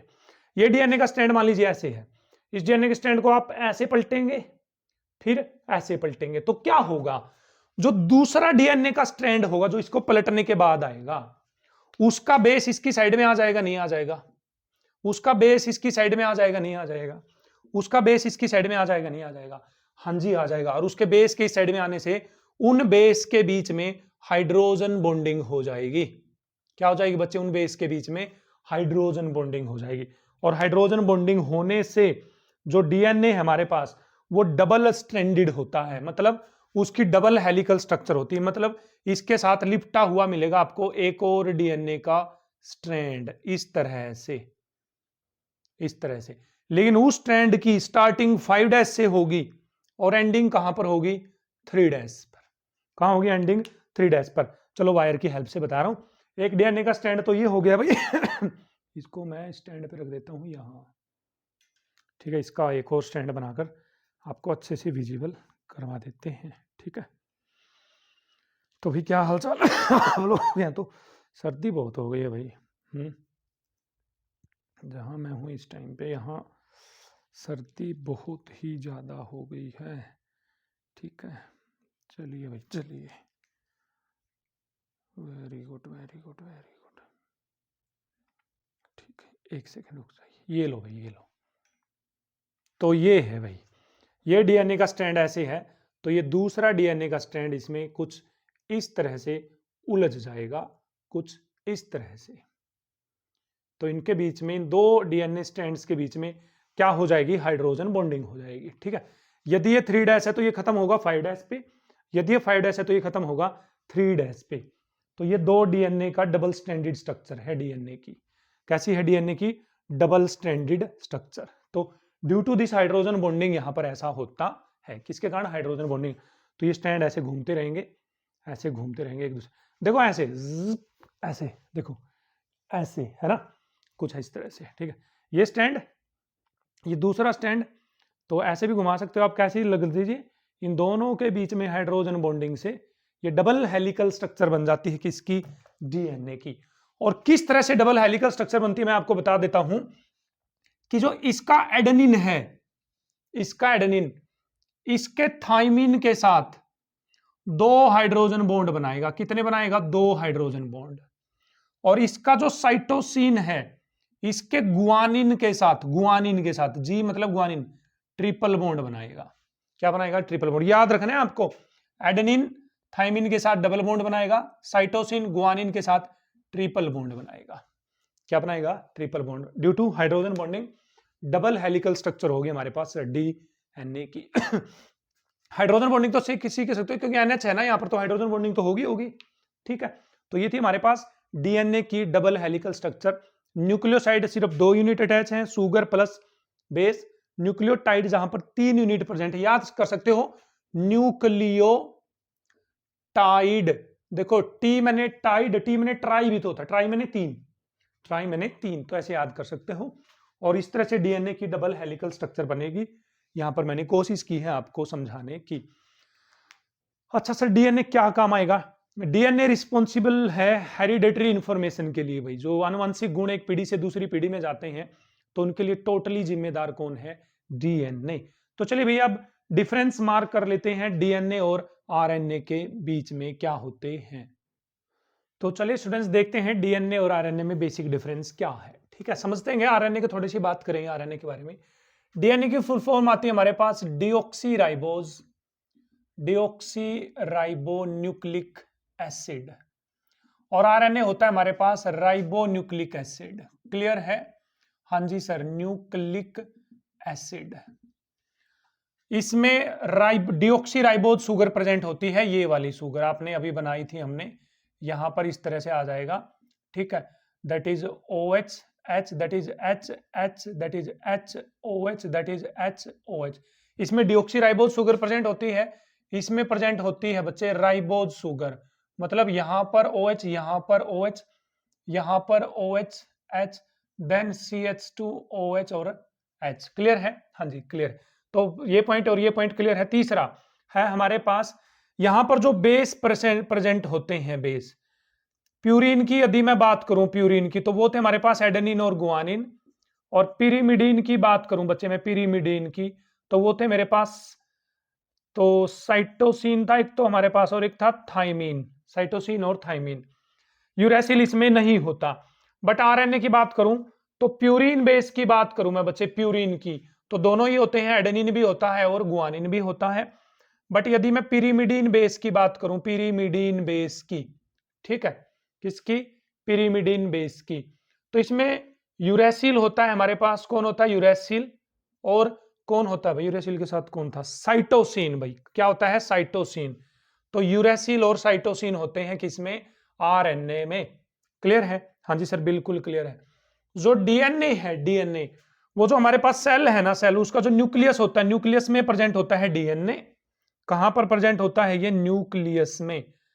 बट जो आरएनए है, जो सेल है और ये न्यूक्लियस है, इसके चारों तरफ जो साइटोप्लाज्म होता है, साइटोप्लाज्म, उस साइटोप्लाज्म में प्रेजेंट होता है आरएनए। कौन होता है? आरएनए। नेक्स्ट पॉइंट की यदि बात करूं, जो डीएनए है बच्चे वो हेरेडिटरी इंफॉर्मेशन के लिए जिम्मेदार होता है। मतलब जो आनुवंशिक गुण होते हैं एक पीढ़ी से दूसरी पीढ़ी में जाते हैं, उनको आगे बढ़ाने का काम करता है डीएनए। बट आरएनए बेसिकली किसका काम करता है हमारे पास? प्रोटीन सिंथेसिस का। किसका काम करता है? प्रोटीन सिंथेसिस, मतलब प्रोटीन बनते हैं जो हमारी बॉडी के अंदर, जो मैसेज वगैरह है ये जो देता है, ये कौन देता है? आरएनए देता है हमारे पास। नेक्स्ट पॉइंट की बात करें हम, डीएनए। डीएनए की डबल हेलिकल स्ट्रक्चर होती है, इस तरह से डबल हेलिकल, उसमें दो दो ऐसे जुड़ी होती हैं, दो दो। लेकिन आरएनए की सिंगल हेलिकल स्ट्रक्चर होती है, डबल हेलिकल स्ट्रक्चर नहीं होती हमारे पास डीएनए की और आरएनए में। आरएनए में सिंगल हेलिकल होती है और डीएनए में डबल हेलिकल स्ट्रक्चर होती है। तो ये था difference between DNA and RNA. एक और है छोटा सा डिफरेंस, वो भी मैं साथ में ही करवा देता हूं तुम लोगों को यहाँ पर। आई होप भाई आपको क्लियर है, डीएनए आरएनए वाला टॉपिक अच्छे से क्लियर हो रहा है, समझ में भी आ रहा है आप लोगों को। चलिए बात करें यदि हम डीएनए की, मान लीजिए यहां पर एक डीएनए है, ये एक डीएनए, तो जो एक डीएनए है वो ब्रेक होकर वो दो डीएनए में ब्रेक डीएनए बना लेता है, अलग अलग दो डीएनए बना लेगा। मतलब एक डीएनए टूट कर दो डीएनए में कन्वर्ट हो सकता है। इस प्रॉपर्टी को डीएनए की बोलते हैं रेप्लिकेशन ऑफ डीएनए। क्या बोलते हैं बच्चे? रेप्लिकेशन ऑफ डीएनए बोला जाता है। अ सिंगल, मतलब DNA can convert into two daughter DNA, उसके दो छोटे छोटे डीएनए में वो कन्वर्ट हो सकता है। This is known as replication of DNA. तो डीएनए में रेप्लिकेशन हो सकती है, बट आरएनए में रेप्लिकेशन नहीं होती। There is no replication in RNA. RNA में रेप्लिकेशन नहीं होती। तो क्लियर है भाई difference between DNA and RNA? हाँ जी सर, बिल्कुल क्लियर है। ठीक है, तो आरएनए की टाइप की बात करें भाई, हमारे पास होता है एमआरएनए, मैसेंजर आरएनए जिसको बोलते हैं। ठीक है, राइबोसोमल आरएनए बोलते हैं, राइबोसोमल आरएनए हमारे पास होता है। ठीक है, तो एक होता है transfer RNA, tRNA, transfer RNA. तो मैसेज आरएनए का मतलब समझ गए, जो मैसेज प्रोवाइड करेगा कि प्रोटीन बनाना नहीं बनाना है। ट्रांसफर आरएनए का मतलब समझ रहे, कोई ना कोई चीज ट्रांसफर करेगा। ये बायोलॉजी पॉइंट ऑफ व्यू से ये आप देख लेना, तीन टाइप का आरएनए मैंने आपको बता दिया है होता है। ठीक है, तो चलिए लास्ट पॉइंट बात करते हैं डीएनए और आरएनए के बारे में। तो लास्ट में आ जाते हैं भाई, कैरगप्स रूल इसको बोला जाता है। अलग अलग भाई अलग अलग नाम से प्रोनाउंसिएशन करते हैं इसकी, कैरगप्स की, कोई चैरगप बोलता है, कोई कुछ। कहने का मतलब है रूल समझना है आपको। हमने डीएनए में देखा था अभी अभी थोड़ी देर पहले कि डीएनए में एडेनिन थाइमिन के साथ बॉन्डिंग करता है डबल बॉन्ड, साइटोसिन ग्वानिन के साथ बनाता है ट्रिपल बॉन्ड। क्या बनाता है? Triple bond. इसका मतलब तो ये है कि जितने एडेनिन होंगे उतने ही थाइमिन होने चाहिए, और जितने साइटोसिन होंगे उतने ही ग्वानिन होने चाहिए। यदि साइटोसिन ज्यादा ग्वानिन कम है तो ट्रिपल बॉन्ड तो बनेगा नहीं, तो डीएनए नहीं बन सकता प्रॉपर्ली। यही कैरगप्स रूल है कि टोटल एडेनिन और ग्वानिन, मतलब टोटल जो थाइमिन बेस आएंगे नंबर में उतने, सॉरी एडेनिन ग्वानिन कौन से होते हैं? एडेनिन ग्वानिन होते हैं भाई प्यूरिन। टोटल जो प्यूरिन बेस का सम होगा हमारे पास, वो किसके इक्वल होगा? पिरीमिडीन बेस के इक्वल होगा या नहीं होगा? यस और नो? पिरीमिडीन बेस के इक्वल। ठीक, जितने एडेनिन उतने थाइमिन, जितने ग्वानिन उतने साइटोसिन। तो मैं बोल सकता हूं कि adenine plus guanine will be equal to cytosine plus thymine. तो ये था कैरगप्स रूल, या ये है कैरगप्स रूल। तो यहां पर न्यूक्लिक एसिड हमारे पास क्या होते हैं? कंप्लीट होते हैं। तो भाई नेक्स्ट पॉइंट जो हम अभी डिस्कस करने जा रहे हैं वो है विटामिन्स। तो भैया आप खुद से देख लेना कि बोर्ड एग्जाम्स में विटामिन्स कटा हुआ है, आपके सिलेबस में नहीं कटा हुआ है। I don't know about that, शायद सीबीएसई बोर्ड में से तो ये विटामिन नहीं भाई कटा नहीं हुआ है, विटामिन बिल्कुल भी नहीं कटा हुआ है। तो चलिए प्रोसीड करते हैं विटामिन्स की तरफ।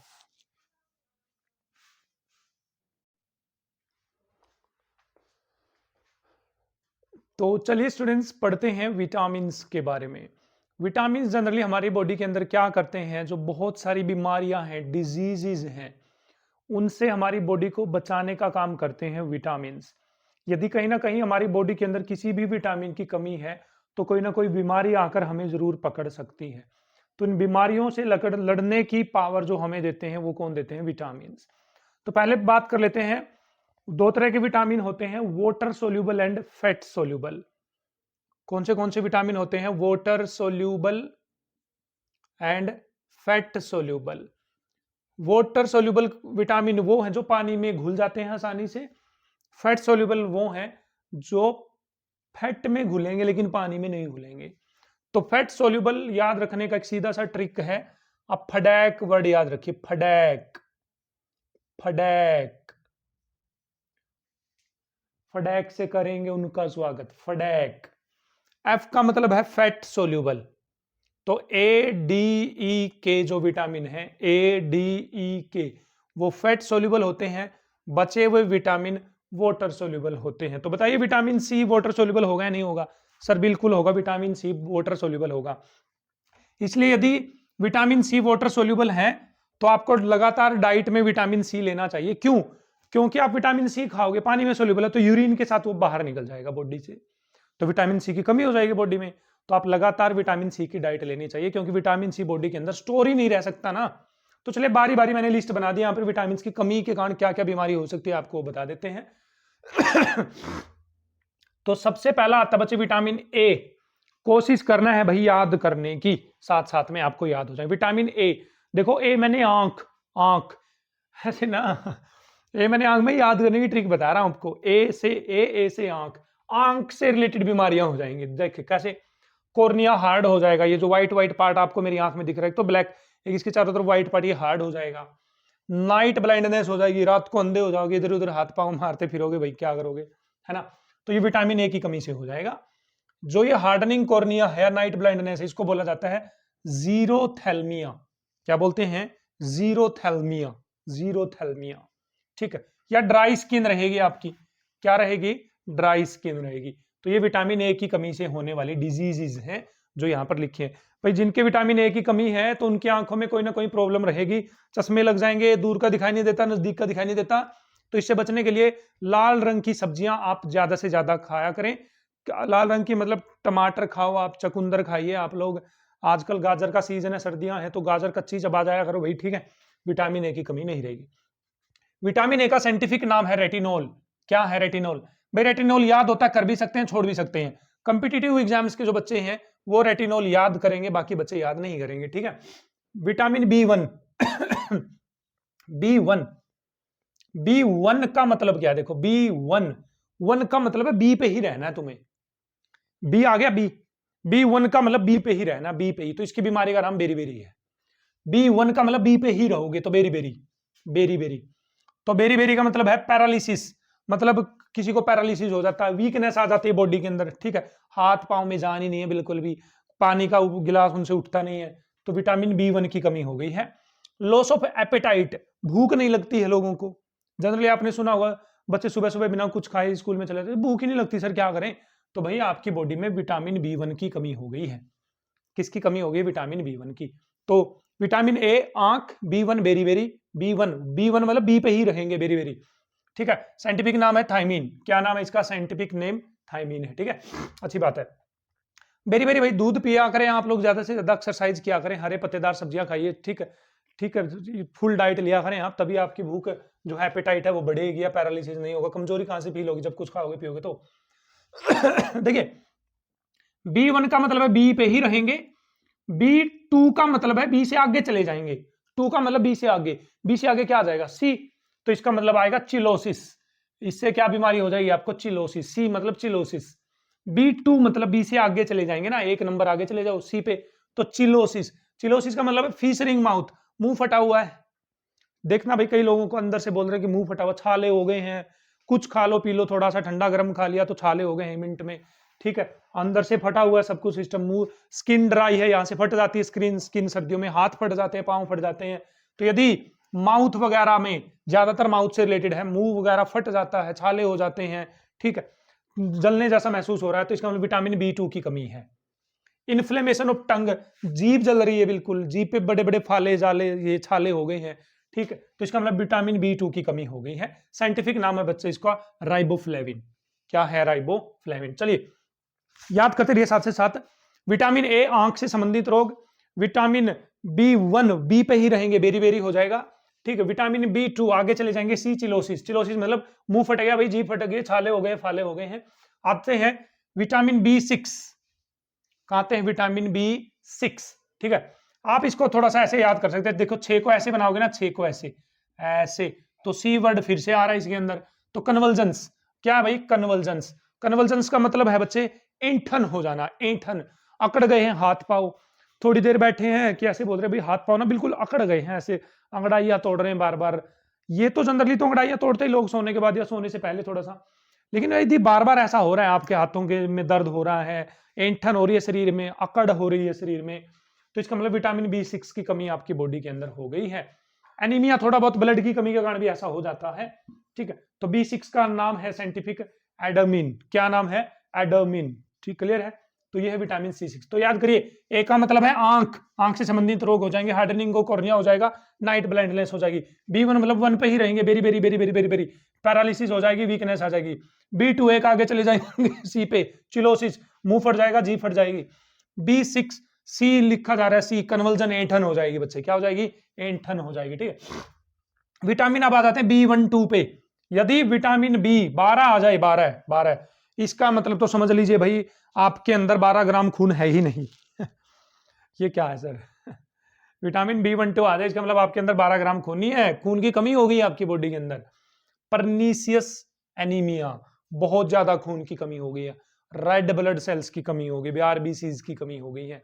खून जाओगे चेक कराने, सर होंठ हाथ बिल्कुल सफेद दिख रहे हैं, नाखून सफेद दिख रहे हैं, जीभ सफेद दिख रही है, चेहरे पे कोई लालिमा है ही नहीं, आंखों में कुछ रहा नहीं, ठीक है, सफेद आंखें हो गई हैं, तो इसका मतलब विटामिन B12 की कमी हो गई है। एनीमिया आपको हो गया, अरक्तता मतलब रक्त की कमी, खून की कमी, जिसको बोला जाता है हीमोग्लोबिन की कमी हो गई है बेसिकली। साइंटिफिक नेम है भाई B12 का, साइनोकोबालामिन, क्या है, साइनोकोबालामिन। विटामिन B12 में स्पेसिफिकली कोबाल्ट होता है, क्या होता है, कोबाल्ट, इसलिए नाम आया इसका कोबालामीन, क्या आया है, कोबालामीन, ठीक है सर क्या करें, हमें तो चक्कर आते हैं, क्या करें, सांस लेने में सांस चढ़ जाते हैं, खून की कमी है बहुत ज्यादा, तो क्या करें भाई, हरे पत्तेदार सब्जियां खाइए, जितनी ज्यादा हो सके हरे पत्तेदार सब्जियां खाइए, पालक खाइए, ठीक है। और क्या होता है भाई खाने का, हरे मेथी खाइए, आप बथुआ खाइए, कुछ खाइए, बस लगे रहो, हरी चीज दिख गई बस खा ली, बस तुरंत खा ली, तो किसकी कमी हो जाएगी, पूरी विटामिन B12 की जो कमी है वो क्या हो जाएगी, पूरी हो जाएगी, क्लियर है, ठीक है। बी कॉम्प्लेक्स का मतलब है भाई सारे विटामिन को इकट्ठा कर दो तो बी कॉम्प्लेक्स हो गया, तो ये तो पढ़ाने का कुछ है नहीं इसमें। आ जाता है विटामिन सी की कमी, तो सी सकरवी, सी सकरवी, ये तो सीधा याद हो जाएगा, सी सकरवी, सी सकरवी, सकरवी का मतलब ब्लीडिंग गम्स, खून में से मतलब मसूड़ों में से, दांतों में से खून आ रहा है निकलकर, झंझनाहट महसूस हो रही है, सेंसोडाइन नहीं, विटामिन सी है यहाँ पर, क्या है, विटामिन सी, ठीक है।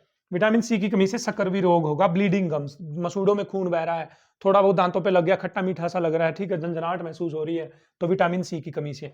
विटामिन सी कहाँ मिलेगा सर, खट्टी चीजों में मिलेगा, जितनी भी खट्टी चीजें उनमें विटामिन सी मिलेगा आपको, जैसे नींबू है, आंवला है, आप खाइए, संतरा खाइए आप, ठीक है, खट्टी चीजें खाइए भाई, तो विटामिन सी की कमी नहीं रहेगी। एस्कॉर्बिक एसिड इसका साइंटिफिक नेम है। तो चलें दोबारा से, विटामिन ए आंख से संबंधित, विटामिन B1 1 पे ही रहेंगे बेरी बेरी, विटामिन B2 आगे चले जाएंगे चिलोसिस, विटामिन B6 कन्वर्जन ऐंठन हो जाएगी, विटामिन B12 हो भाई खून की कमी हो गई है, ठीक है। विटामिन सी मतलब सकरवी ब्लीडिंग गम्स। आते हैं विटामिन डी, रिकेट्स, क्या है, रिकेट्स, ये याद रखेंगे, विटामिन डी हमेशा धूप वाला है भाई, धूप वाला मतलब छाव में मत बैठिए, लोग बड़े खराब हैं, बच्चों के सामने एसी लगा रखा है यार घर में, कमाल है, बच्चे धूप में निकलते नहीं है, खेलते नहीं, पसीना बहाते नहीं है, तो विटामिन डी की कमी से रिकेट्स हो जाएगा भाई, बोन्स, हड्डियां हैं जो उनकी कमजोर हो जाएंगी, मुड़ जाएंगी, ऐसे चलते फिरते हड्डियां मुड़ जाएंगी, मलेशिया हो जाएगा, जॉइंट पेन, जॉइंट पेन मतलब जो ये जॉइंट है हमारे, इनमें दर्द होने लग जाएगा विटामिन डी की कमी से, मतलब हड्डियों से रिलेटेड जो दिक्कत है वो विटामिन डी की कमी से होती है। तो भैया आप 1 घंटा 2 घंटा जितना भी टाइम मिले आपको धूप में जरूर बैठना है, जितना हो सके सर्दियों में तो धूप में बैठिए, क्योंकि धूप में बैठने से बॉडी में ऐसी रिएक्शन होने लग जाती है जिससे विटामिन डी की जो कमी वो पूरी हो जाती है। तो बोला जाता है इसको एर्गोकैल्सिफेरोल, एर्गोकैल्सिफेरोल, ठीक है, एल्गोकैल्सिफेरोल, गुड गुड गुड गुड, ठीक। विटामिन ई पे आते हैं भाई, विटामिन ई की कमी से हो जाएगी स्टेरिलिटी, क्या हो जाएगी, स्टेरिलिटी, स्टेरिलिटी का मतलब देखो एस, एस का मतलब है लॉस ऑफ सेक्सुअल पावर, जो सेक्सुअल पावर की जो स्ट्रेंथ है वो क्या हो जाएगी, कम हो जाएगी। आरबीसीज का टूटना, जो आरबीसीज है वो ब्रेक हो जाएगी, फ्रेगिलिटी आ जाएगी आरबीसीज के अंदर। तो ये विटामिन ए की कमी से है। ठीक है। विटामिन के, देखो याद कर सकते हो, के से क्लोटिंग, के से क्लोटिंग मतलब जो ब्लड की क्लोटिंग है वो होगी नहीं। आपको यहां पर कट लग गया स्किन में, खून बहे जा रहा, खून बह, वो रुकेगा ही नहीं, क्योंकि ब्लड की क्लोटिंग नहीं होगी, क्योंकि विटामिन के की कमी है। हेमरेज हो जाएगा। ठीक है, जो जनरली बोलते हैं कि हेमरेज हो गया लोगों को, तो विटामिन के की कमी से होता है। क्लियर है? आई होप आपको साथ साथ में याद भी हुआ है। चलें एक बार बदलिए, मैं आपको बोलता हूं, आप इधर नहीं देखेंगे, देखिए विटामिन ए आंख से संबंधित रोग, जीरोपैथेलमिया हो जाएगा सर, जीरोथैलेमिया हो जाएगा, हार्ड कोर्निया हो जाएगा, लाइट ब्लाइंडनेस हो, B1 पे ही रहेंगे सर, बेरी बेरी हो जाएगा सर। ठीक, पैरालिसिस, वीकनेस हो जाएगी, लॉस ऑफ एपेटाइट, भूख नहीं लगेगी। B2 आगे चले जाएंगे, सी चिलोसिस, चिलोसिस का मतलब माउथ फट गया, छाले फाले हो गए हैं सर। विटामिन B6, सी मतलब कन्वल्जेंस, विटामिन B6 सी मतलब कन्वल्जेंस, कन्वल्जेंस मतलब ऐंठन हो जाएगी भाई, ऐंठन हो जाएगी। ठीक है। विटामिन B12, अरे सर खून की कमी हो गई है। Vitamin C scurvy sir, bleeding gums, Sensodyne, झंझनाहट का महसूस होना। विटामिन डी सर धूप वाला, रिकेट्स, बोन की हड्डियों में कमजोरी आ जाएगी sir. Vitamin E sir sterility, loss of sexual power. Vitamin के से क्लोटिंग सर, क्लोटिंग मतलब खून का थक्का या खून की क्लोटिंग नहीं होने वाली है। तो ये था हमारे पास विटामिन के बारे में। तो भाई मेनली बात यही है, कमियां होंगी नहीं बॉडी के अंदर। अपनी डाइट प्रॉपर रखें, दूध पिया करें जितना हो सके, लस्सी, दूध, घी, ये सब चीजें खाया करें। एक्सरसाइज करना जरूरी है, आधा घंटा, कम से कम आधा घंटा तो आप डेली एक्सरसाइज या योगा करें। आपका मन है कि कमरे से बाहर नहीं जाना, सर्दियां ज्यादा, तो योगा करो भाई, बैठे बैठे कुछ करिए, लेकिन फिजिकल एक्टिविटी होना जरूरी है। और खाइए पिए अच्छा है, नॉनवेज चीजों से ज्यादा बच सकें तो बचे रहिए। अच्छी चीजें, हेल्दी चीजें खाएं, आप फल फ्रूट्स खाएं, सीजनली जो फल फ्रूट्स होते हैं मिलते हैं वो जरूर खाएं। जैसे आजकल सर्दियां हैं तो गाजर वगैरह ये सब खाएं, जो मार्केट में फ्रूट्स हैं वो खाएं। आम के सीजन में आम खाएं, सेब के सीजन में सेब खाएं। ठीक है, जूस वगैरह पिएं, अच्छी चीजें खाएं, तो बॉडी के अंदर किस चीज की कमी होगी। और एक्सरसाइज करें। ठीक है, ऐसे बोलते हैं ना कि तन चंगा तो मन भी चंगा। ठीक है ना, मतलब आपकी हेल्दी बॉडी है तो आपका जो माइंड है वो भी क्या रहेगा, हेल्दी। चलिए बढ़ते हैं भाई नेक्स्ट टॉपिक की तरफ, और वो है हमारे पास hormones. Let's proceed to hormones. तो चलिए स्टूडेंट्स, फाइनली हमारे पास आ जाते हैं hormones. What do we mean by hormones? ये जो हॉर्मोन्स होते हैं ये भी बायोमोलिक्यूल्स होते हैं हमारे पास, जो कहीं ना कहीं जो डक्टलेस ग्लैंड होती हैं, जो ग्रंथियां होती हैं, जैसे आपने पीयूष पिट्यूटरी ग्लैंड सुना होगा, पीयूष ग्रंथि, वहां से रिलीज होते हैं और ब्लड में से बहते हुए अपनी बॉडी के अंदर चले जाते हैं। ये पूरी बॉडी में फैलकर, ये जो इनको काम करना है ना स्पेसिफिक जगह पे जाकर, वहां ही अपना काम करते हैं। क्या होते हैं हार्मोन्स? बायोमोलिक्यूल्स होते हैं। पिट्यूटरी ग्लैंड लाइक जो डक्टलेस ग्लैंड होती है एंडोक्रीन, वहां पर ये रिलीज होते हैं, वहां मतलब निकलते हैं वहां से। जैसे गंगा कहां से निकलती है? गंगोत्री से। और काम कहां जाकर करती है? खेतों में जाकर पानी लग जाता है भाई, समुद्र में जाकर मिल जाती है। तो ऐसे ही ये डक्टलेस ग्लैंड में से रिलीज होते हैं और पूरी बॉडी में फैल जाते हैं ब्लड में से। और जहां इनको जो भी स्पेसिफिक फिजियोलॉजिकल एक्शन करना है, जो इनको काम करना है, वो ये काम करते हैं। बेसिकली दो तरह के हॉर्मोन्स होते हैं हमारे पास, steroidal hormone and non steroidal hormones. Steroidal hormones वो होते हैं जिन हार्मोन्स की जो बेसिक स्ट्रक्चर वो स्टीरॉयड के मॉलिक्यूल जैसी होती है, जैसा स्टीरॉयड का मॉलिक्यूल होता है। वो आपको देखने की जरूरत नहीं है, क्योंकि कॉम्प्लेक्स स्ट्रक्चर होती है, बहुत सारी रिंग उसके अंदर होती हैं। नॉन स्टीरॉयडल मतलब इनकी स्टीरॉयड जैसी स्ट्रक्चर नहीं होती। स्टीरॉयडल हार्मोन्स में बेसिकली जो हमें पढ़ने हैं वो है sex hormones. Sex hormones means, sex में दो आते हैं हमारे पास, मेल और फीमेल हार्मोन्स आते हैं। मेल हार्मोन्स क्या होते हैं और फीमेल हार्मोन्स क्या होते हैं? मेल हार्मोन्स को, जो मेल हार्मोन्स के जो ग्रुप हैं उनको एंड्रोजन्स बोला जाता है। बेसिकली क्या बोलते हैं? एंड्रोजन्स। फीमेल हार्मोन्स को क्या बोला जाता है? एस्ट्रोजन्स बोला जाता है। एक एक नंबर के क्वेश्चन पूछे जाएंगे आपसे। मेल हार्मोन्स के ग्रुप को क्या बोला जाता है? एंड्रोजन्स। फीमेल हार्मोन्स को क्या बोला जाता है? एस्ट्रोजन्स बोला जाता है। ठीक है। मेल हार्मोन्स में बेसिकली कौन कौन आ जाते हैं? एंडोस्टेरोन, टेस्टोस्टेरोन, ये किस में आते हैं? मेल हार्मोन्स में। तो याद कर सकते हैं आप यहां पर एमएटी। मेल हार्मोन्स में क्या आ जाएंगे हमारे पास? एंडोस्टेरोन एंड टेस्टोस्टेरोन। फीमेल हार्मोन्स में क्या आ जाएगा? देखो एफ ट्रिपल ई आ जाएगा। Oestrone, estriol, एस्ट्रेडियोल। एस्ट्रोन, एस्ट्रियोल, एस्ट्रेडियोल क्या करते हैं? मेल हार्मोन्स बेसिकली जो मेल की कैरेक्टरिस्टिक होती है उसमें वो डेवलपमेंट करते हैं। भारी आवाज का होना, दाढ़ी का आना, मूंछ का आना, ये सब मेल हॉर्मोन्स के काम है। फीमेल हॉर्मोन्स बेसिकली जो फीमेल की कैरेक्टरिस्टिक्स होती हैं, जो उनको मेल से अलग बनाती हैं, उनको डेवलप करते हैं बाय बर्थ या बर्थ के बाद भी, ठीक है। फिर एक स्पेसिफिकली गेस्टोजन होते हैं, गेस्टोजन भी सेक्स हार्मोन्स में आते हैं। उसमें एक हार्मोन होता है प्रोगेस्टेरोन। क्या होता है? प्रोगेस्टेरोन। ये क्या करता है? प्रेगनेंसी को मेंटेन कर रखता है भाई। मान लीजिए कहीं पर प्रेगनेंसी अडॉप्ट हो गई है कहीं पर, तो उसका जो मेंटेनेंस है और चाइल्ड बर्थ है वहां तक जो कंट्रोल करेगा वो कौन करेगा? हमारे पास क्या बोलते हैं इसको? प्रोगेस्टेरोन करेगा, ठीक है। तो भाई आप याद कर लेना इनको एक एक नंबर में। हालांकि सीबीएसई बोर्ड में अब की बार ये कटे हुए हैं, ठीक है। नॉन स्टेरॉइडल हार्मोन्स की बात करें तो सबसे पहला आता है इंसुलिन। इंसुलिन क्या करता है? हमारी बॉडी के अंदर जो ब्लड के अंदर ग्लूकोज का लेवल है, जिसको भाई हरियाणवी लैंग्वेज में, लोकल लैंग्वेज में बोलते हैं, शुगर कंट्रोल करता है भाई ये आदमी की। क्या कंट्रोल करता है? शुगर कंट्रोल है। किसी में शुगर बढ़ जाती है, किसी में शुगर घट जाती है, तो इंसुलिन कंट्रोल करता है। शुगर आपकी अनकंट्रोल्ड हो रही है तो इंसुलिन हार्मोन की कमी है, जाकर टीका लगवा लीजिए भाई इंसुलिन हार्मोन का, तो ग्लूकोज लेवल को मेंटेन करेगा। ऑक्सीटोसिन क्या करता है? Contraction of uterus. मान लीजिए कहीं पर बच्चे का जन्म हुआ है, तो जो उसकी माँ का गर्भाशय है, यूटेरस है, जहां वो बच्चा था पहले, उसको जो कॉन्ट्रैक्ट करता, सिकोड़ता है बाद में, ठीक है, तो उसको कौन सिकोड़ता है? ऑक्सीटोसिन। वेसोप्रेसिन। वेसोप्रेसिन क्या करता है? Reabsorption of water in kidney. जो हमारी बॉडी में किडनी जो काम करती है, तो वहां पर जो पानी का अब्जॉर्प्शन होता है वो कौन करवाता है? वेसोप्रेसिन करवाता है।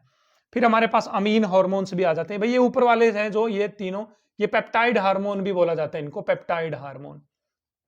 अमीन हार्मोन्स में बेसिकली दो आते हैं, एड्रिनलिन और थायरोक्सिन।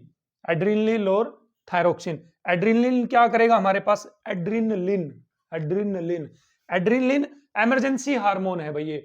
मान लीजिए आप रात को अकेले कहीं पर, आपको डर लग रहा है, तो इसका मतलब ये तो नहीं कि डर लग रहा तो आप मर ही जाओगे उस टाइम पे, नहीं। आपको उस डर से बचाने के लिए अंदर से जो ताकत देता है कि नहीं मैं कुछ कर जाऊंगा, ये हो जाएगा, एक्साइटमेंट जो आपको मिलता है, वो एड्रेनलिन हार्मोन, इसलिए इसको इमरजेंसी हार्मोन बोलते हैं।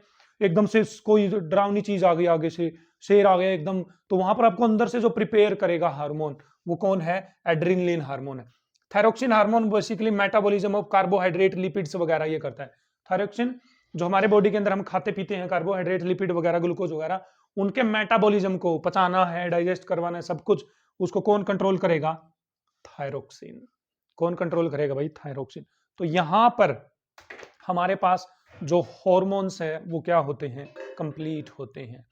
और यहीं पर इसी के साथ हमारे पास जो चैप्टर है बायोमोलिक्यूल्स, वो हमने कंप्लीट कर लिया है। एंजाइम्स में आपको कुछ ज्यादा पढ़ने की जरूरत है नहीं, आप छोड़ भी देंगे तो कोई दिक्कत है नहीं, वो इतना कोई भारी टॉपिक नहीं है आपके पास। तो आई होप आपको ये जो वन शॉट वीडियो लेक्चर है बायोमोलिक्यूल्स का ये अच्छा लगा है, और जो कमेंट सेक्शन में जरूर जाएं भाई कैसा लगा, बताएं अपने दोस्तों को, शेयर करें अपने दोस्तों के साथ, और अभी तक चैनल को सब्सक्राइब नहीं किया है, सब्सक्राइब दैट।